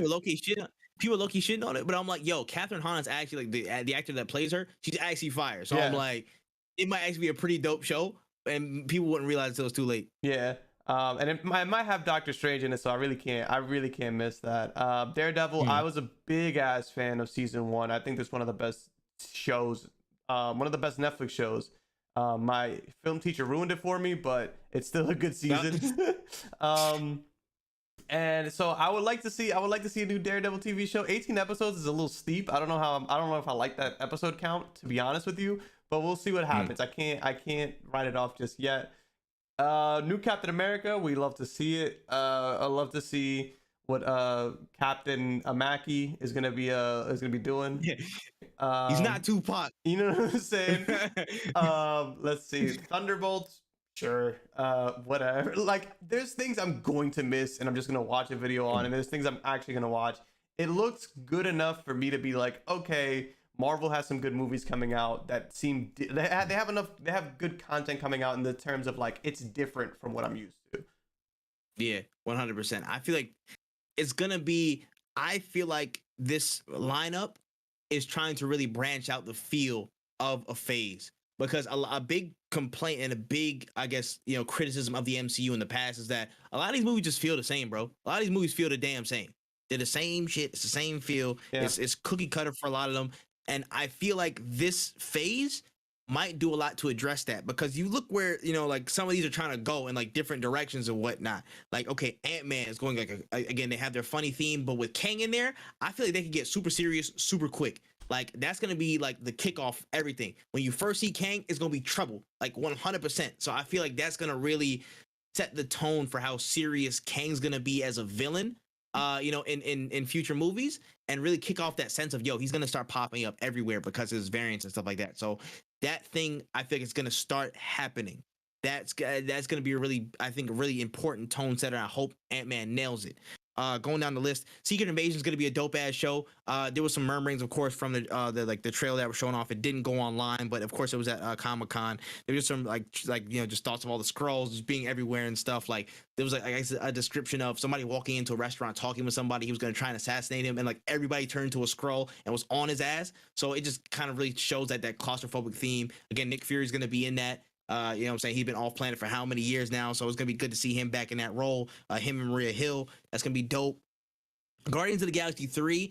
I know some people probably don't even care for it at this point, but it's going to be a good send-off for certain characters that I like. You know what I'm saying? Assumptions that some people are going to die, like Drax and whatnot. So it's whatever. That's cool. What's the name? Will Poulter looks freaking jacked for Adam Warlock. He looks super jacked. Yeah, he does look strong as shit. That nigga turned into Homelander for this. I was like, bro, you tweaking, but it looks cool. The main villain was revealed to be the High Evolutionary. So if you played the Guardians of the Galaxy Marvel game, you'll have a little bit of background on who the High Evolutionary is. that actually might be a pretty dope story.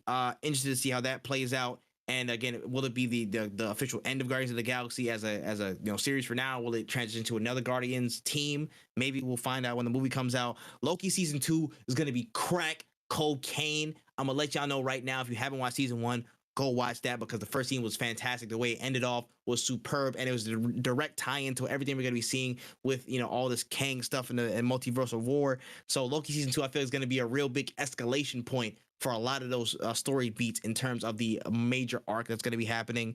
The Marvels, I'm actually more interested now that I saw Miss Marvel, the TV series, because if you guys watch the end of that, you get a little bit of an intro into how certain things might play out with that. Interested to see that and some of the different characters that might come through. There was a rumor that actually I think it was he's a K drama star. He's actually in one of my favorite K dramas, Fight My Way. I completely forget his name. For all the K-pop or K drama fans in the comments and online, correct me. I forgot his name, but he's in Fight My Way. He's in a couple different K dramas. He's super dope, and he's going to be a character in there. And I was like, that's my nigga right there. That's my nigga. So I think that would be interesting. By far, my most anticipated project for this phase, Blade. Oh my goodness, do they need to nail Blade? Bro, if y'all mess up Blade, if I do not hear any MF bomb, if I don't see him in the black suit and all that stuff, I'm riding. This whole phase is done. This whole phase is finished, bro. Blade need to go crazy, 100%. Like now, it needs to go insane. Mahershala Ali needs to let him act, let him do his thing, because he will kill it. I have really high stakes in this one, and I really hope it comes through. We gotta see, hopefully we get a trailer next year and see what it's looking like. Hope that's good. Ironheart, of course, after the events of the last thing we're gonna talk about in this topic, she's probably gonna get her own full-fledged project. Riri Williams is dope. Riri Williams is freaking awesome. So it's gonna be dope to see her actually in her own project. Of course, she's gonna be featuring in Wakanda Forever, but we're gonna talk about it a little bit later. That's dope. Agatha Covenant Chaos, we talked about that. Might be a little bit of a sleeper for some people. Daredevil Born Again. Woo! Woo! Give me all the episodes, baby. I'm prepared. Y'all bringing back Charlie Cox. Y'all bringing back Chris D'Onofrio. I am good. I believe in y'all. Y'all got this. That's all I got to say on that, boy. That crack is back, boy. Daredevil back. All right, that's that. Captain America New World Order looks really interesting because of the setups after the Captain America and Winter Soldier series, where they might be going. What's it called? I forgot. What's her name being the Shadow Broker or whatever the hell her name was. I completely forget. It's blanking right now. But where that might be setting up, again, that could be also direct tie-ins to the Thunderbolts with their involvements and stuff like that. And where the other Captain America, where that old dude was, the dude that was killing people. I forgot his name, bro. U.S. agent or whatever. Yeah, U.S. agent, bro. I forgot his actual name, but whatever. That guy, he's definitely gonna be tying into the Thunderbolts. I think the Thunderbolts will be a super fun project. And again, Daniel Bro will probably lead as Baron Zemo, so that's gonna be a dope project.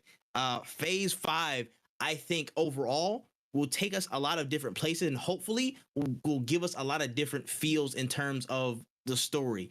The story beats, I feel like they need to be different. They need to give everybody a lot of different things.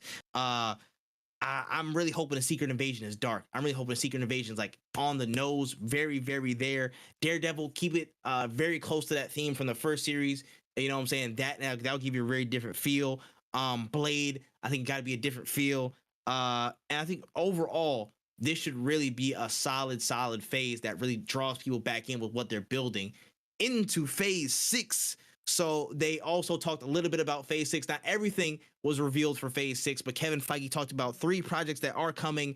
They are Fantastic Four that will be dropping at the start of phase 6, and then the 2 major Avengers projects: Avengers: The Kang Dynasty and Avengers: Secret Wars. So they announced the major buildups that are going to be coming soon. Of course, the 2 Avengers films and Fantastic Four. How do you feel about those in phase 6, Wen? Exciting, but it's way too far out for me to really be able to give you like a real genuine excitement, because I haven't heard not one good thing that's connected with Fantastic Four. Yeah, not well, yeah. In terms of like actually like The The production movie and of the production, movie, yeah, the yeah, like I production haven't itself, heard yes. The one, production, I agree. but I think it's gonna be cool. Like I think it's gonna be like Yeah, they you this Marvel has kind of become too big to fail at this point. It's even if yeah, it's terrible, it'll be pretty solid. So yeah. I can agree with you. They got me. I'm not gonna lie. I just see the names there and I see what could possibly be built up. But we could talk about it more in Wakanda Forever when we get to this last little bit. But I mean, Phase 6, Kang. If you see Kang in all like the Conqueror mode, nigga, the Conqueror mode, that's gonna be insanity, bro. And then of course, Secret Wars is gonna be a huge thing that could really tip off a lot of stuff. That could be a full-fledged shift and reset for a lot of things Marvel. Yeah, again, and that just really involves a lot of different players, namely people who are coming from the Fantastic Four line of stories, and that's going to be a really big, like, that's why Fantastic Four is so important. Fantastic Four they have to nail it. They have to nail it top to bottom for it to really set up everything that's going on. I feel like they're starting to build the pieces towards it, but now Fantastic Four really has to cement, like, hey, this is a super fire story. We finally nailed Fantastic Four, and that builds up into Secret Wars and the Kang Dynasty. I feel like that's everything. It's the real performance of Phase 6 and the actual. I feel like the success is contingent on Fantastic Four being really good, fantastic, so to speak. So that's all I got to say about that. Not too much yet, but we know it's gonna be fire. At least solid. Last point from the SDCC on Marvel's behalf. The Wakanda Forever trailer dropped. Of course, really beautiful trailer. Of course, we don't know what the hell's going on, but there was a beautiful, tribute to, of course, again, apparently Black Panther has died in that story, so kind of matches up with the vibe. Rest in peace, Chadwick Boseman. Of course, he had a huge, again, just literally a procession that looks so dope in the trailer. A lot of different looks at the remaining characters. Of course, you see T'Challa's mom. You see Nakia, Okoye, Shuri. A lot of different things, like a bunch of different soldiers. We also got the first look at Neymar, which is apparently an official mutant in the MCU. So we're gonna figure out more information about that as well. A lot of different looks. The trailer looks fantastic. Of course, we saw a little heart carved out of some things. So Riri Williams will be involved in the story as well. I'm just very excited, worried, and just there's a lot of emotion stirring when I saw this trailer. So, how are you feeling about it? I feel very much similar to you. I don't know where they're gonna go. It's kind of just like I saw the trailer and it was like, okay, so it's still coming. Like they didn't just like scrap the whole thing. Yeah. How this will turn out, I have no idea. Your guess is as good as mine. So we'll just see how this goes. And hope for the best for this franchise because it's one that's been riddled with a lot of issues, so to speak. Unfortunate circumstance. Yeah. I would say, yeah, man. First and foremost, before anything, again, Rip Chadwick Boseman. You know what I'm saying? I feel like this is a really big tribute to him. In a sense, I think a good portion of this movie is going to be a tribute to him, and again, what he did and his performances, like legend. You know what I'm saying? First and foremost, I don't know how they're going to pick up from this necessarily in terms of plot.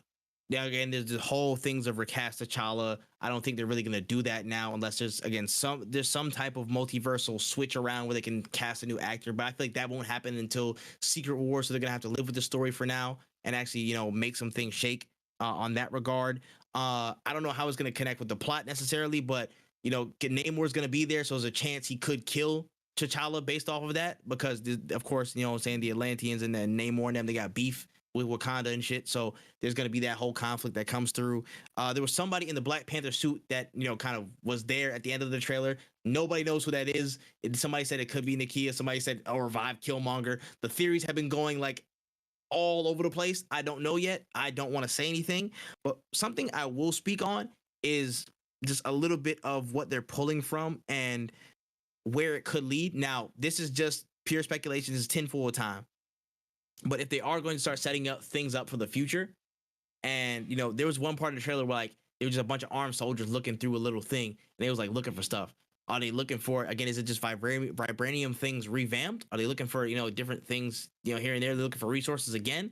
Claw's dead, so any major interloper would have to be somebody real nefarious. Now, my thing is, is this setting up something with Victor Von Doom? Is this the little kind of inkling of Victor Von Doom? Because at some point in the comics, Victor Von Doom pulled up on Wakanda. It was like, yo, I'm gonna need your vibranium, cuz I'm gonna need to get that up off you. And he brought a whole force to really get that up off him.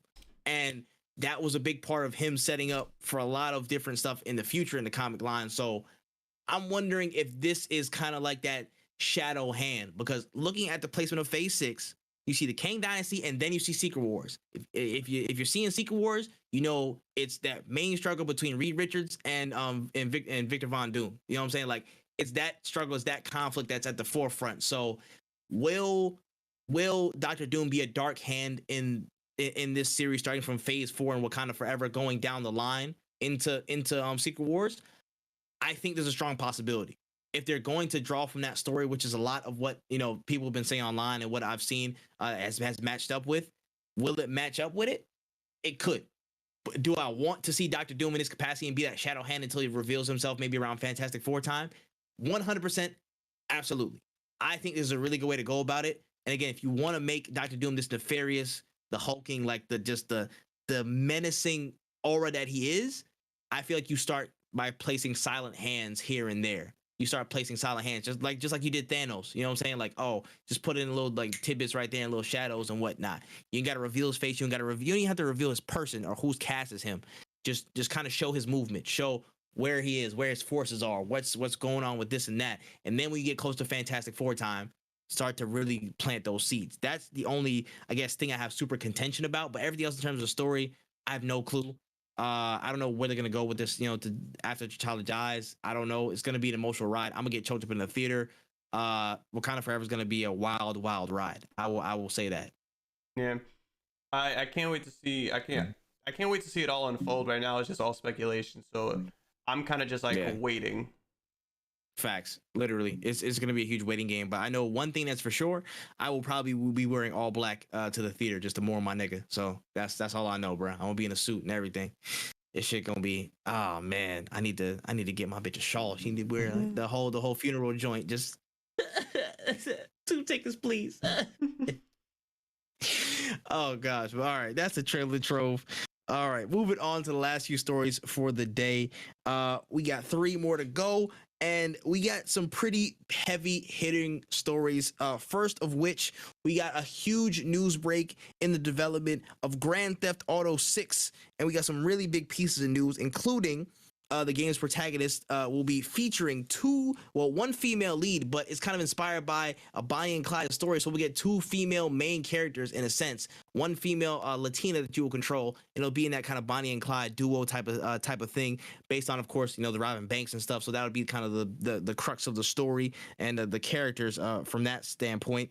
Onto the main location is going to be set in modern day Vice City. Of course, a return to Vice City, a staple location in the Grand Theft Auto series, with, quote, more interior locations than ever before in GTA history. So we're going to have a lot of more inside time, which I think is a really smart innovation. That I think that's something that should have been done a long time ago. So that's good to hear from. And then we heard some also news on locations in addition to Vice City. We heard that other locations might actually open up, you know, in future updates. So you won't just be stuck in Vice City the entire lifespan of GTA 6. You'll get a chance to explore other cities. Maybe, I'm not sure if that comes in the form of GTA Online, in the story, or both. But I believe this could be more so a both lane. And we heard a little bit of news on the window itself. They said the game will release when Rockstar's ready to do it. We've heard some rumors and murmurs of March 2024 or April 2023 to March 2024 being that window of opportunity. But they said it could be very, very subject to change, as they want to make sure the game is coming out right. So, I mean, thoughts on GTA 6, man? That's a lot of big news drops of what we saw so far.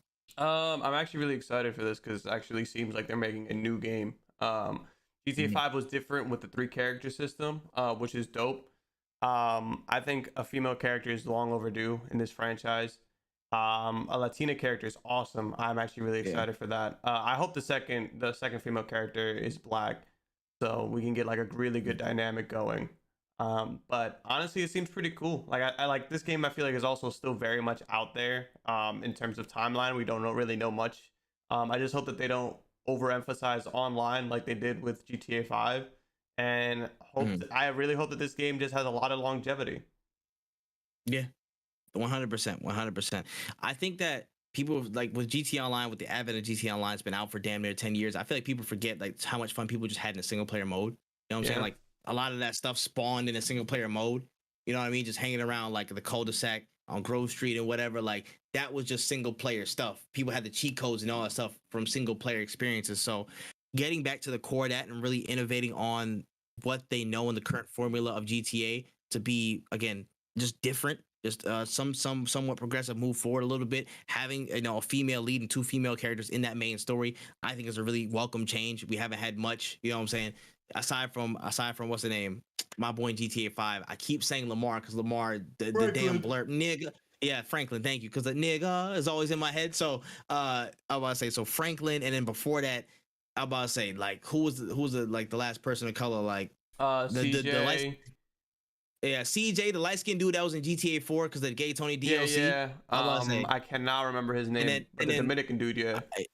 yeah, him, and then like Vic Vance. That was like the only like black people we had in there. You know what I'm saying? Yeah. It was GTA, like it was like GTA. Was it Chinatown or something like that? And I believe there may have been female playable characters Chinatown like Wars was really good, yeah. yeah, Chinatown Wars. Yes, thank you. And then there was some like female playable characters like the early GTAs before 3. So it was like, you know what I'm saying? Like there was those, but now that we're in this modern era, it's been 10 years since the last GTA, and we only had that. Putting somebody like this in the forefront shows a huge step forward, and again a huge step in a different direction, which I think will play really, really well for the narrative, really, really well on different themes that they might be talking about. I'm personally starting to get excited again because we finally have news on GTA. Like, there's been no news on GTA Online. I haven't seen like much news on GTA Online. It was just this that popped up, and I was like, we're actually moving towards it, guys. We're actually making a move. It feels good to be on that. I really love the actual location, the strategy with that may be true. You know what I'm saying? Whatever they may be going with. I like Vice City. I love Vice City. Vice City is iconic. So Yeah. going back to that, I 100% do not mind. For me, it's been a long time, and the fact that they're really gonna say, "Hey, listen, you on top of that, we're gonna bring different cities back in." So what if they have, this update is that, but in the future DLC, we'll take you back to Liberty City. You know what I'm saying? We'll take you back that way, and then we'll take it to you know what I'm saying, another part of town. What's it called? Was it just Los Santos? Or is it just It's that's GTA 5 setting? Was it? I was about to say. no. Are you're talking about Los Santos? And then are you talking about Liberty Just whatever City? GTA. Yeah, wherever GTA 5 and San Andreas, the setting was for that. Yeah, that's You know Los what I'm saying? Liberty Santos. City was 4. Yeah, okay, so sounds. Thank you. The name was just escaping me. But yeah, like, so if we're doing that in different, locations and stuff in future DLC updates or story updates and stuff, I would personally not mind it. I think that's great. In terms of GTA Online, yeah, I personally don't care. I'm like, do what y'all need to do with GTA Online. You know what I'm saying? But just again, make sure it works like, sooner than a year later. Yeah. That's kind of my only gripe. Just try and work on it to make sure it drops, in a reasonable time frame. I guess. Yeah. Hands up, don't shoot me. But that's all I got to say on that part. But let's talk a little bit about more loser gamers that come out the woodworks with this. They saw, of course, the updates about a Latina lead protagonist and two female protagonists at the forefront of the story. They saw a couple more comments that we'll get to about how they wanted to make the jokes about GTA and some of the writing about GTA less of a punch down on marginalized groups. So they saw some of that, and then all the woke people or I guess the anti-woke people are just like, bashing them and stuff like that and say, oh, GTA is woke now, is blah blah blah, so then the third response to that. I'm 100% sure those people, their breath smells. Like I can, Yep. I can put money on it that the motherfuckers have nasty smelling breaths. Like, dog, you got like, I don't understand. Like, people just do shit out of outrage at this point. Like, it's just like, oh, they're going woke. It's like, nah, bro. We had like 7 fucking protagonists that are white dudes who have guns, and like, I'm gonna keep it a stack with you. Another white protagonist who's just shooting people up. That's not even like satire anymore. That's what GTA has always been about. It's really satire from the beginning. It's always been trying to like poke fun of like society. Making the main character a crazed white gunman isn't satire. That's honestly very accurate to fucking the country that we live in. If we really want to get fucking woke and political about it. So dog, shut up. Let it be a Latina woman. It's gonna be cool, dog. You're gonna play it anyways. You're just trying to make fun. You're just trying to make jokes to like this 13-year-old dudes who are eventually gonna find out that you're not cool. like that's really all that it is. Dog, shut up, play the game, keep it pushing. Factual, bruh. I even see some. I'm about to say it just hella people. It was just like, yo, nigga, what does this have to do with you and in your personal stakes, bro? Like, who gives a fuck? It's a game, You're a bro. grown ass man. And grown ass people, bro. And it's just like, yo, just because the main character is not does not look exactly like a white person or something like that, or a dude, you just automatically flip shit and think, oh, it's the end of the world now. It's the end times. Like, nigga, shut up, bro. Like, it's wild to me that like people just still think like this, bro. I don't know, man. It's just that mentality is real stupid to me, bro. It's just really, really like it's just reductive, man. I'm like, why do you guys always think in such base level knuckle dragger ass philosophy? Why do you always think this way? It doesn't register with me. That's all I'm saying. So y'all gonna keep making y'all weird ass videos, and when the time comes, y'all either gonna play it or not. So Yeah. good luck, because I got my 60 locked. Yeah. Peace. You know what I'm saying? So that is what it is. But moving on to the next story, but still keeping on Rockstar, we had some reports coming out in addition to these to the GTA news come out just about the internal workplace and how things have been going with that. And it seems that they've been making really, really big strides to improve their internal workplace culture and just kind of shift the paradigm on how they've been portrayed and perceived with certain things, internally over the past few years. So in an IGN article, they stated that they have a lot more inclusive work culture, focusing on reducing crunch, removal of abusive managers, conversion of contractors into full-time employees, and a restructure to improve working conditions. Morale is said to be higher at the company as a result, and one source said Rockstar was a boys' club transformed into a real company. Now, the company is also focusing on making fewer jokes in GTA that punch down at marginalized groups, was the above point. And they've been making strides to try and just be a better environment for their people. So thoughts on all this? I love that. It's refreshing. The thing is that it's not that we want like all the GTA games to be completely different, but to fucking keep rehashing the same shit, it's gonna be boring. I love changing the work culture in general. That was honestly amazing. I hope more people take note, and I hope that they keep to their word in creating a better environment, because when you have people who actually want to fucking be there and an environment that isn't just based around toxic shit, you're gonna get better games in the long run, because people are gonna give a fuck. They're not gonna let bugs slide. They're not gonna let shitty work slide. They're gonna give a fuck about the shit. And that's just in general in any environment. Facts. For all the people who are upset about no more punching down on marginalized groups, bro, you guys, like, I don't really care honestly what you guys have to say, because at the end of the day, there's been so many generations of games prior that didn't have this focus. Go play them bitches. Like, shut up. It's Facts. it's just refreshing. It feels like we're finally moving forward, and it's also still disappointing that like it's taken us this long. Facts, bro. It's like, damn, it's long overdue, but I'm glad that it's happening. You know what I'm saying? It is what it is at this point, but I'm glad that Rockstar itself, took the time to actually, report this, and people are corroborating that stuff, because Rockstar is a big staple. A lot of people look to this company, again, as like a standout in gaming industry. If you want to look at gaming industry, look at Nintendo, look at Microsoft, you know what I'm saying? Like, outside of like the major like console brands and stuff like that, Rockstar is one of those people you look towards. Rockstar is one of those main like top 10 companies in gaming that you're like, oh, okay, so what are gaming companies doing? Let's look at Rockstar, because they made GTA, they made all this like crazy stuff, they made Red Dead Redemption. They're huge. So the fact that they're heading up this initiative to really fix up a lot of things, crunch, abusive employees, a toxic work culture, if they're really working to change this and we're seeing those results, that sends a message out to everybody else that it's possible. If this AAA huge ass studio can do this and still try and achieve results, it's possible to set that industry standard across the board, and people should follow suit. That's what I'm very happy for. I'm very happy that, again, a company of this size and of this scale is really taking the time to, again, work on that and create a good environment for these people. Because at the end of the day, like you said, this creates better games for us. If people are satisfied with their job and they're satisfied with their work environment, they're going to feel more invested to finish a project. They're going to feel more invested to actually, put that work in within their reasons, within their limits, to actually make it happen.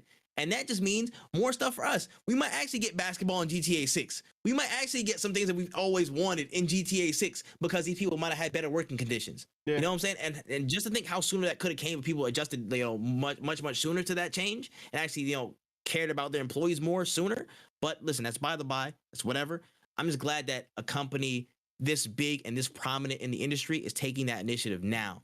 and that really should set the tone for a lot of different companies smaller than them and even across from them equal in size to follow suit in the future. I really do like that. And again, for the second point of this, the marginalized groups and people hating on them changing their tone for GTA.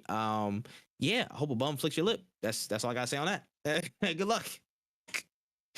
All right, man. On to the last story of the day. I had to end off on a little bit of a tough one, man. This stings a little bit, bro. It's a sad day on the Star Wars side, people. As it was announced earlier this week that the KOTOR remake has stalled. The project has stalled, and it will be delayed indefinitely after a bunch of details came out, man. There was a lot of different tidbits and points on the stories of what happened. They said development's been going on for 3 years at this point, and the team at Asper Media was working on a vertical slice, a gameplay demo just to show off at some point. They've been really, apparently it was stated that they were spending a disproportionate amount of time on this demo to show off, and when it came through, it seemed like it wasn't on the mark for people. It seemed like it wasn't the right look and feel. And at some point, the design and the art director were fired just out of nowhere, and then they were sent. They declined to give comment. And the original window for this game that Asper set was 2022. The game was supposed to come out this year at some point. And now, realistically, they said it was going to be 2025 with everything considered. And now this project's stalling. So, and with all that considered, to boot, Asper Media, it's been reported that they're considering just to drop this and start looking to do other game projects at some point. So this is looking like a bad situation. It got bad real fast. How you feeling about this? It is what it is. I don't like. KOTOR is cool. It's a great franchise. I don't want to force it. If you guys can't do it, then don't do it. That's how I feel about it. If you think that for your company it would be best you guys focus on something else, I think that would probably be the best thing for you guys. It sucks, but there's not really much you can do. You can force a bad game, but it's gonna be a bad game, and then they're gonna be like, and I feel like it'll probably be worse for you if that's the case. Yeah. I honestly genuinely don't know what anybody could really do. You know what I'm saying? Like, what could you do in this situation when your game is stalled and it's going to come out in 2025, arguably after like GTA 6? Like, do you know how crazy games are going to be in 3 years from now? And you're a game that should have came out 3 years ago. Like, yo, just chalk it up to the game and push forward to something else at this point if you can. There just seems like this it has had too many issues for me to be like, no, push this bad boy out. Now, if you want to take the time and work on it and put it out in 2025, I'll probably play it. I do want to experience the KOTOR games in a new environment, but what can you do? Mm-hmm. Yeah, man. This hurt, bro. This hurt a little bit. I can't lie to you, man. People were so excited, me included, of just KOTOR getting that little reveal and stuff and actually coming out, and seemed like it was like this little renaissance of like Star Wars games as of late, with the new Jedi game, new Jedi Survivor. There was another game coming out developed by another team. There was a secret Star Wars project that's going to be worked on right now. I don't know how that's going to turn out, but it just felt like, okay, we're getting like some quality Star Wars games back in the fold. Like, it feels good. And this was kind of a kick in the nuts. I'm gonna be honest with you. Like, damn, bro, that sucks. That fucking sucks. And now Asper Media wants to just move on for this completely. I'm like, damn, y'all gonna get left in the mud. This can't be another 1313, bro. We can't do another Star Wars 1313 with this, bro. We can't cancel this. Nah. It sucks. But I have a question on top of that, bruh. So if Asper Media does decide, let's leave this project, whatever, screw this, we're out, peace. I got better stuff to do on. I'm work on myself. If they do all that, if there was another studio that probably was being considered to pick it up, who would you want to have it in the hands of to work on? KOTOR action adventure game. Mm-hmm. Part of me wants to say CD Projekt Red, but I have yet to get faith in them again. So it's really tough because I think that they could like Witcher style, but with like the cyberpunk aesthetic. I think that they could pull it off, but they would have to like not, they would have to make a good game, and I don't know if right now that company's in the mindset that they were when they made Witcher 3. Yeah. I don't want to say Bethesda because I don't think that they would do it justice. Maybe they could, but I don't think that they would. It's really tough. Like, I really genuinely don't know who could give us a good Star Wars RPG. Like, it's a big task. It's a big ask, honestly. Yeah. Maybe I was gonna say the only people I could think of would be Respawn because they kind of already did it with Last Jedi. That's the only people I could think of. I had to realize that's one of them I didn't think of. Respawn could do it, but in my head, I'm like, two sub options. You wait till 2029 or 2030. Just wait, give it as much time as it needs. Just wait and give it back to BioWare. BioWare started this alongside Asper. They, not everybody's there. Casey Hudson's no longer there. So unless you get him back or something like that, they know the DNA. They know what makes KOTOR tick in terms of that legacy. They were there from the jump.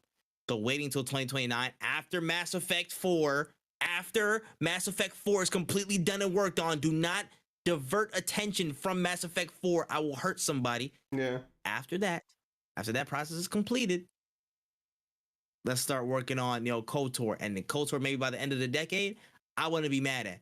I'd be willing to wait that long. If there's other games in stock, I would do that. The only other sub option is go to a new team headed by Casey Hudson because he actually knows what he's talking about. He was there from the jump. So that's the only options I would think. That and Respawn would probably be the only things I would consider to, even say who would take on KOTOR, who would take that on. And again, it's PlayStation that, is really was really pushing that. It was on their show. It was a direct collaboration with that. I don't even know what they're going to be thinking now. That PlayStation's gonna be scrambling. Like, what the hell? Y'all just bailed on us, bro? What's going on, nigga? Yeah. Like, it's gonna be very, very dicey. But yeah, man, it's a sad day, and I felt a strong disturbance in the force from this bullshit, man. Yeah, it's tough, but it's one of those things where it's like, what can you really do? It's just a shitty situation. Yeah, it really is what it is. Well, all right. Hey, that's all the topics I got on the podcast today. Anything that I might have missed from this past week, I'm not sure if I caught everything. There might have been some stories that slipped through the cracks. I left off the Gollum delay because who gives a shit? Yeah, I did not care about that Gollum. I do not care about that Gollum game. I'm sorry, guys. Yeah. I'm sorry. Listen, give me a new Shadow of War. Give me a new Mordor game, bro. Give me a new one of those, and we'll talk. But otherwise, I don't care. That was pretty much the only thing I missed. Anything else that we might have missed on the timeline? Not that I can honestly think of, to be honest. But I also haven't been super tapped in because just recently getting over COVID. So it's like I'm also getting my feet wet, but I'm sure there's always next week. Yeah, 100%. We'll probably see something. But yeah, listen, that's episode 32 down. 32 episodes to the good. We moving, man. Closing notes. Closing messages for the show and for the people at home went easy. Download Multiverses. There's no excuse. When I start running tournaments, I don't want to hear that you don't have it downloaded. Facts. Factuals. As a fact. Download it. Stop being a punk, bro. I don't play fighting games and I'm in here, bro. Run them ones. Run it. Let's see, my closing notes for this week, man. Make sure you guys keep drinking your water, keep telling people you love them, love yourself. Really just be good, people. Just be good, man. There's a lot of BS in this world, a lot of hate for no reason. You know what I'm saying? A lot of people hating on stuff just to hate on it, just to get some clout, bro. Spread some love, man. Just spread some love around, man. And one way you can definitely spread love in this context is rate us 5 stars, man. Rate us 5 stars on Apple and Spotify. You know what I'm saying? Search us up. Just search up No Cooldown on any podcast platform, and we will be there. Damn it, we will be there. So make sure you rate us 5 stars and share it. Tell a friend to tell a friend, because we're out here. The podcast is growing every week. I think we're close to I think we're close to passing 200 plays. We're probably gonna do in this next episode or two. So make sure you guys stay locked in with that. Make sure you guys please let people know about No Cooldown, man. Deadass told you, man, we try to be one of the best podcasts out here, man. We're on our way to doing that. Little by little, we're gonna bring the pieces all together, man. So really check us out with that. Make sure you guys follow Went Easy on all his platforms, especially Wotaku channel. That's WOTAKU channel, CHANNEL on YouTube and on Twitter. You guys don't want to miss any of the Wotaku content going on with on that side with him and Panda. Really dope stuff. He dropped a video today talking about multiverses. You guys want to check it out ASAP. For me, of course, my socials, that man Tripp on everything. Also, if you guys are fancy in football stuff, it's full-time Tripp on YouTube now. What's it called? You can check me out there if you love all the soccer sports stuff. Yeah. That being said, what's it called? Of course, check out at No Cooldown Pod on Twitter as well. At No Cooldown Pod. We should be the first one up, not the one that's like in France or whatever. That's definitely not us. Go check that out. And Growth as well. Growth is currently running a giveaway as of this recording. So if you're here before August 8th or August 7th, you should get into that giveaway as soon as possible, man. If you aren't followed to the channel. With that being said, man, it's been episode 32, man. We appreciate everybody for listening. Much love to y'all. We will be back next week. More news, more stuff. You know what I'm saying? A lot of stuff. Next week, first week of August. Yeah, next week might be crazy. I need to tap in with everything, bro. It's gonna be a huge week on a lot of accounts. Yeah, I will say that very much. I'm gonna say it's gonna be a huge week on many fronts, but we're gonna be here, man. We not gonna lack because we don't cool down. There's no cool down in this joint, and we are out of here. And we're good. All right. Another ep in the bag. Wunderbar. Yes, sir. Yes, sir. Yeah. Appreciate you, dog. Absolutely. Thank you guys for watching. Everybody who's still in the stream, appreciate you guys. Tap in because when I tell you a lot of shit's gonna get announced next week, there's just a lot. There's a lot of new changes, a lot of new content. There's a lot of shit dropping. So tap in because it's finna be different. It's finna be different next week. But tomorrow, tap in tomorrow for sure, because we're gonna be with the Growth Boys. Facts. Yelling at each other about some bullshit. Yes, I've been waiting on this. How many times, bro? Listen, if y'all still in the chat, bro, y'all need to make sure y'all share that post. Go to Growth's channel, go to Growth's on Twitter right now and go share that post if you haven't. Quote tweet that with what character you want to see win, what show you want to see win, bro. It's gonna be a lot of ignorant talk now. And listen, I've been calm, I've been reserved, I've been telling people to hold off, man. We were starting to mini arguments and chats and stuff like that, but I'm like, yo, hold on, just wait till Saturday, bro. Just wait. The bracket, and it's gonna be that time tomorrow, bro. The bracket fight is gonna be really fun, so I really hope y'all pull up because it's gonna be hilarious. Let's go. Got to, man. If y'all come through and show love, man, we might do some more. So who knows, man? Yeah, for sure. But thank you guys. I will catch you guys next time. Wotaku out.